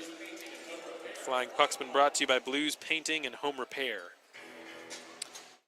Power play coming into this game right around 14%. Pensacola's penalty kill, very impressive, second best in the league, just shy of 88%. After these last two power plays for Macon have been killed off, I imagine. They were 87.3 coming into this game. 4:25 to go in the third. 1:43 on this power play, brought to you by Wild Wing Cafe. Jesse Kessler has got it in the near corner, has just hoisted one all the way down off the sign station dashers. And Zach Urban swoops in and collects the puck. Urban steps out in front of his own net. He will dish it to his right off the half wall on the far side. Colton Wolter in across the Pensacola blue line, able to squeeze by DeAndrea, but he lost the puck in the process. And it squeaks by Denemy to the right half wall. He centers it. Jesse Kessler is out with it. Kessler, though he is a defenseman, can really make some plays. He drops it off. Left circle. The shot is blocked coming off of Blake Young's one-timer. Kessler put it back behind the goal line. Colton Wolter to Dylan Denemy. And I imagine what I had initially theorized, Rod Aldoff told his team on the bench, is probably the case based on the way this penalty kill has gone so far. Tommaso Bucci up to the blue line. Myers Moore. He steps away from Wolter, who's taking away any chance of a shot. Blake Young takes it away and shoots. Just missed the net. Close call there. Denemy exhausted. Not enough energy to chase down that loose puck. Caesar goes after it. Drapluck covers a lot of ice and scoops it up for Pensacola. Drapluck motors right around Sokol. He fires from the left circle. It gets blocked. Lots of up and down action on this Mayhem power play. For the most part, it's been up for Pensacola and down for Macon. And Keplinger passed it off the sidewall in front of the benches. Maganetti has his stick lifted by Sokol, but stays on the puck. He will enter the Macon zone, left side. Sokol with a good back check, jarred the puck free off the stick of Maganetti. Maganetti leaves it for Marcuse in the far corner. And the pass was whiffed on by Pulowski, who recovered. And a power play to forget, we'll call it, has just come to an end for Macon. They have dropped to 0 for 3 on the man advantage tonight. On the left side, it's Jake Howie, who will split the ice with a pass up to the right wing side for Tanner Fraze. Jesse Kessler at the red line. Slid it back to Jake Howie. In the far corner, Tanner Fraze goes after it. 2:15 to go. The Ice Flyers trail by 3. Chase Perry looking to Rod Aldoff on the Pensacola bench, but getting no signal just yet. Cooper Jones jamming it up the wall. Can't get it to Denemy. It's floated across the slot. And out to Keplinger. He corrals it off the Kareem on the far half wall. Josh Cousineau from neutral ice has rimmed it around the end wall counterclockwise. We're inside of 2 minutes. Chase Perry to the bench. A sixth attacker will be out there for Pensacola. And it's been dumped into the near corner. Looks like the sixth attacker is Brennan Blaschek. The puck rolls loose into the far corner of the Macon zone. Blaschek up to Drapluck at the half wall. Centering pass from DeAndrea, fought off by Stewart. The puck rolls to the top of the left circle. Blaschek will feed it down to Blake Young in the far corner. And the puck bounces back to Young, far half wall now. Pops it loose to Joseph Drapluck at the far point. Back to Young above the left circle. He will roll one towards the front of the net, and it's been jammed into the far corner. Ben Campbell trying to move the puck out of the zone, can't do it. DeAndrea's pass doesn't work out. Pinballs away from Joseph Drapluck back out to center. Myers Moore to Drapluck in front of his own bench. Gains the red line, dumps it in. Bounces off the Texas Roadhouse Dashers. Zach Urban's back defensively. 1 minute to go in regulation time. Puck goes all the way down. Caleb Cameron with an empty net. Hits the side of it.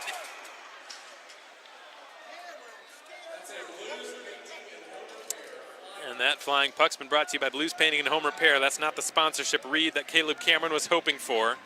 Had a gaping 4x6 net to shoot at and just hit the left side of it.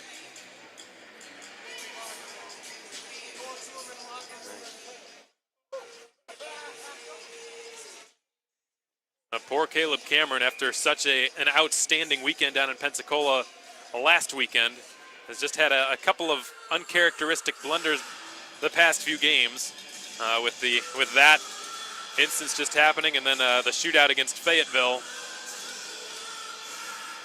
Though in his defense, I'm not sure the ice was 100% ready just yet during that shootout attempt. So that puck that was sent along the end wall was stopped by the referee's skates, Nolan Bloyer. The Ice Flyers will motor down the left wing side and back into the Macon zone. Marcuse centers all the way through back to Caleb Cameron, who will just chip one off the glass and down into neutral ice. 30 seconds. Tanner Fraze across to Howie. Jake Howie fires it around the end wall. Dylan Denemy cuts it off. It doesn't reach Marcuse. Marcuse steals it. He's got it. Near corner, twists and fires off the side of the net. Now it's picked up by Tanner Fraze with 15 seconds. Fraze up the half wall. Kessler, D-to-D pass. Howie returns it. Kessler, did he hold the line? No. That is an offside whistle. It just crossed over the blue line. And the Mayhem 9.2 seconds away from jumping back up to being tied for 7th place in the SPHL. Though the teams that they would be tied with have several games in hand. Quad City and Birmingham have each only played 39 and 41 games respectively. After tonight, the Mayhem will be at 44. Neutral zone face-off, 11 seconds showing on the clock. The Ice Flyers, if they want any hope, will need a miracle. The Mayhem win the neutral zone draw. Urban sends it out of harm's way, and that's just done it. For the first time since joining the Mayhem, Hayden Stewart has earned a shutout, stopping all 34 saves he faced in the process.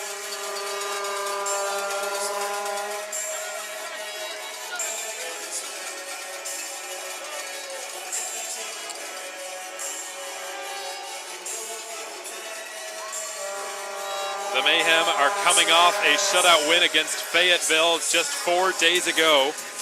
If you don't want to count that because it was an abbreviated game that ended after the second period, the last time the Mayhem earned a shutout was on Saturday, December 14th, with a 1-0 victory over the Quad City Storm on Teddy Bear Toss night, in which Sean Lynch scored the Teddy Bear Toss goal just in the nick of time before the Bears would have been ordered by our PA announcer to be thrown on the ice. But tonight, it was Hayden Stewart who backstopped his team to a flawless performance in goal. What an outstanding night for Hayden Stewart, who was put in a difficult situation last week. He came into the game against a Birmingham team that was leading 3-0. Ask any goaltender, folks. You don't want to be the goaltender to come. You don't want to be the goaltender who comes off the ice either, but you also don't want to come into a game in which you're down 3-0 in the first 7 minutes. And the game has not been going well. The team is frustrated in front of him. The team was off to a not a good start. And Stewart came into that situation and did what damage control he could do to give the Mayhem a chance at a comeback. And though he played fairly well, Art Bry really stole the show that night.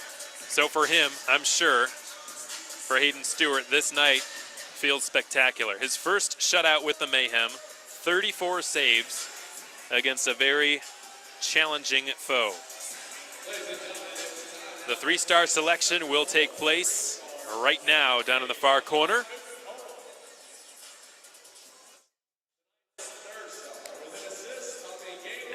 The 3rd star of tonight's game is Danny Caesar, which is a good selection. He had the primary assist on what would stand as the game-winning goal way back in the first period that Stephen Pirog scored on what really ended up just being a tap-in for Pirog. 19:22 into the game, Caesar with a brilliant pass to set him up at the side of the net. Caesar playing in his first game in 2 months. Really just seemingly just has not missed a beat. He actually extended a point-scoring streak he's been on since December to now 4 games.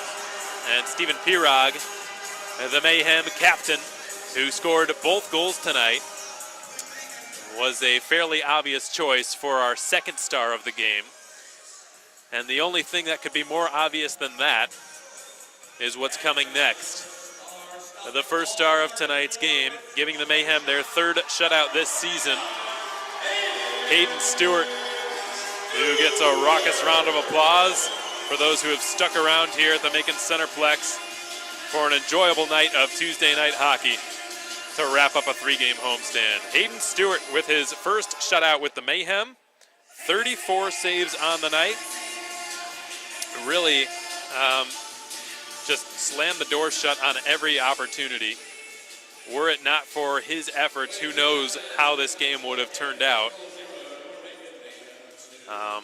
But I'm sure he would be the first to tell you, folks, shutouts are a team effort. The goaltender obviously doing the bulk of stopping the puck from physically entering the net, but keeping an opponent off the score sheet for an entire 60 minutes is, in fact, a full team accomplishment. So the Mayhem certainly ought to be proud of themselves for that effort. This is a good team, folks. The Ice Flyers down a few players. They won. They defeated the defending champs in Huntsville last Saturday without a couple of key pieces. They don't have Jake Kupski. They don't have Garrett Milan.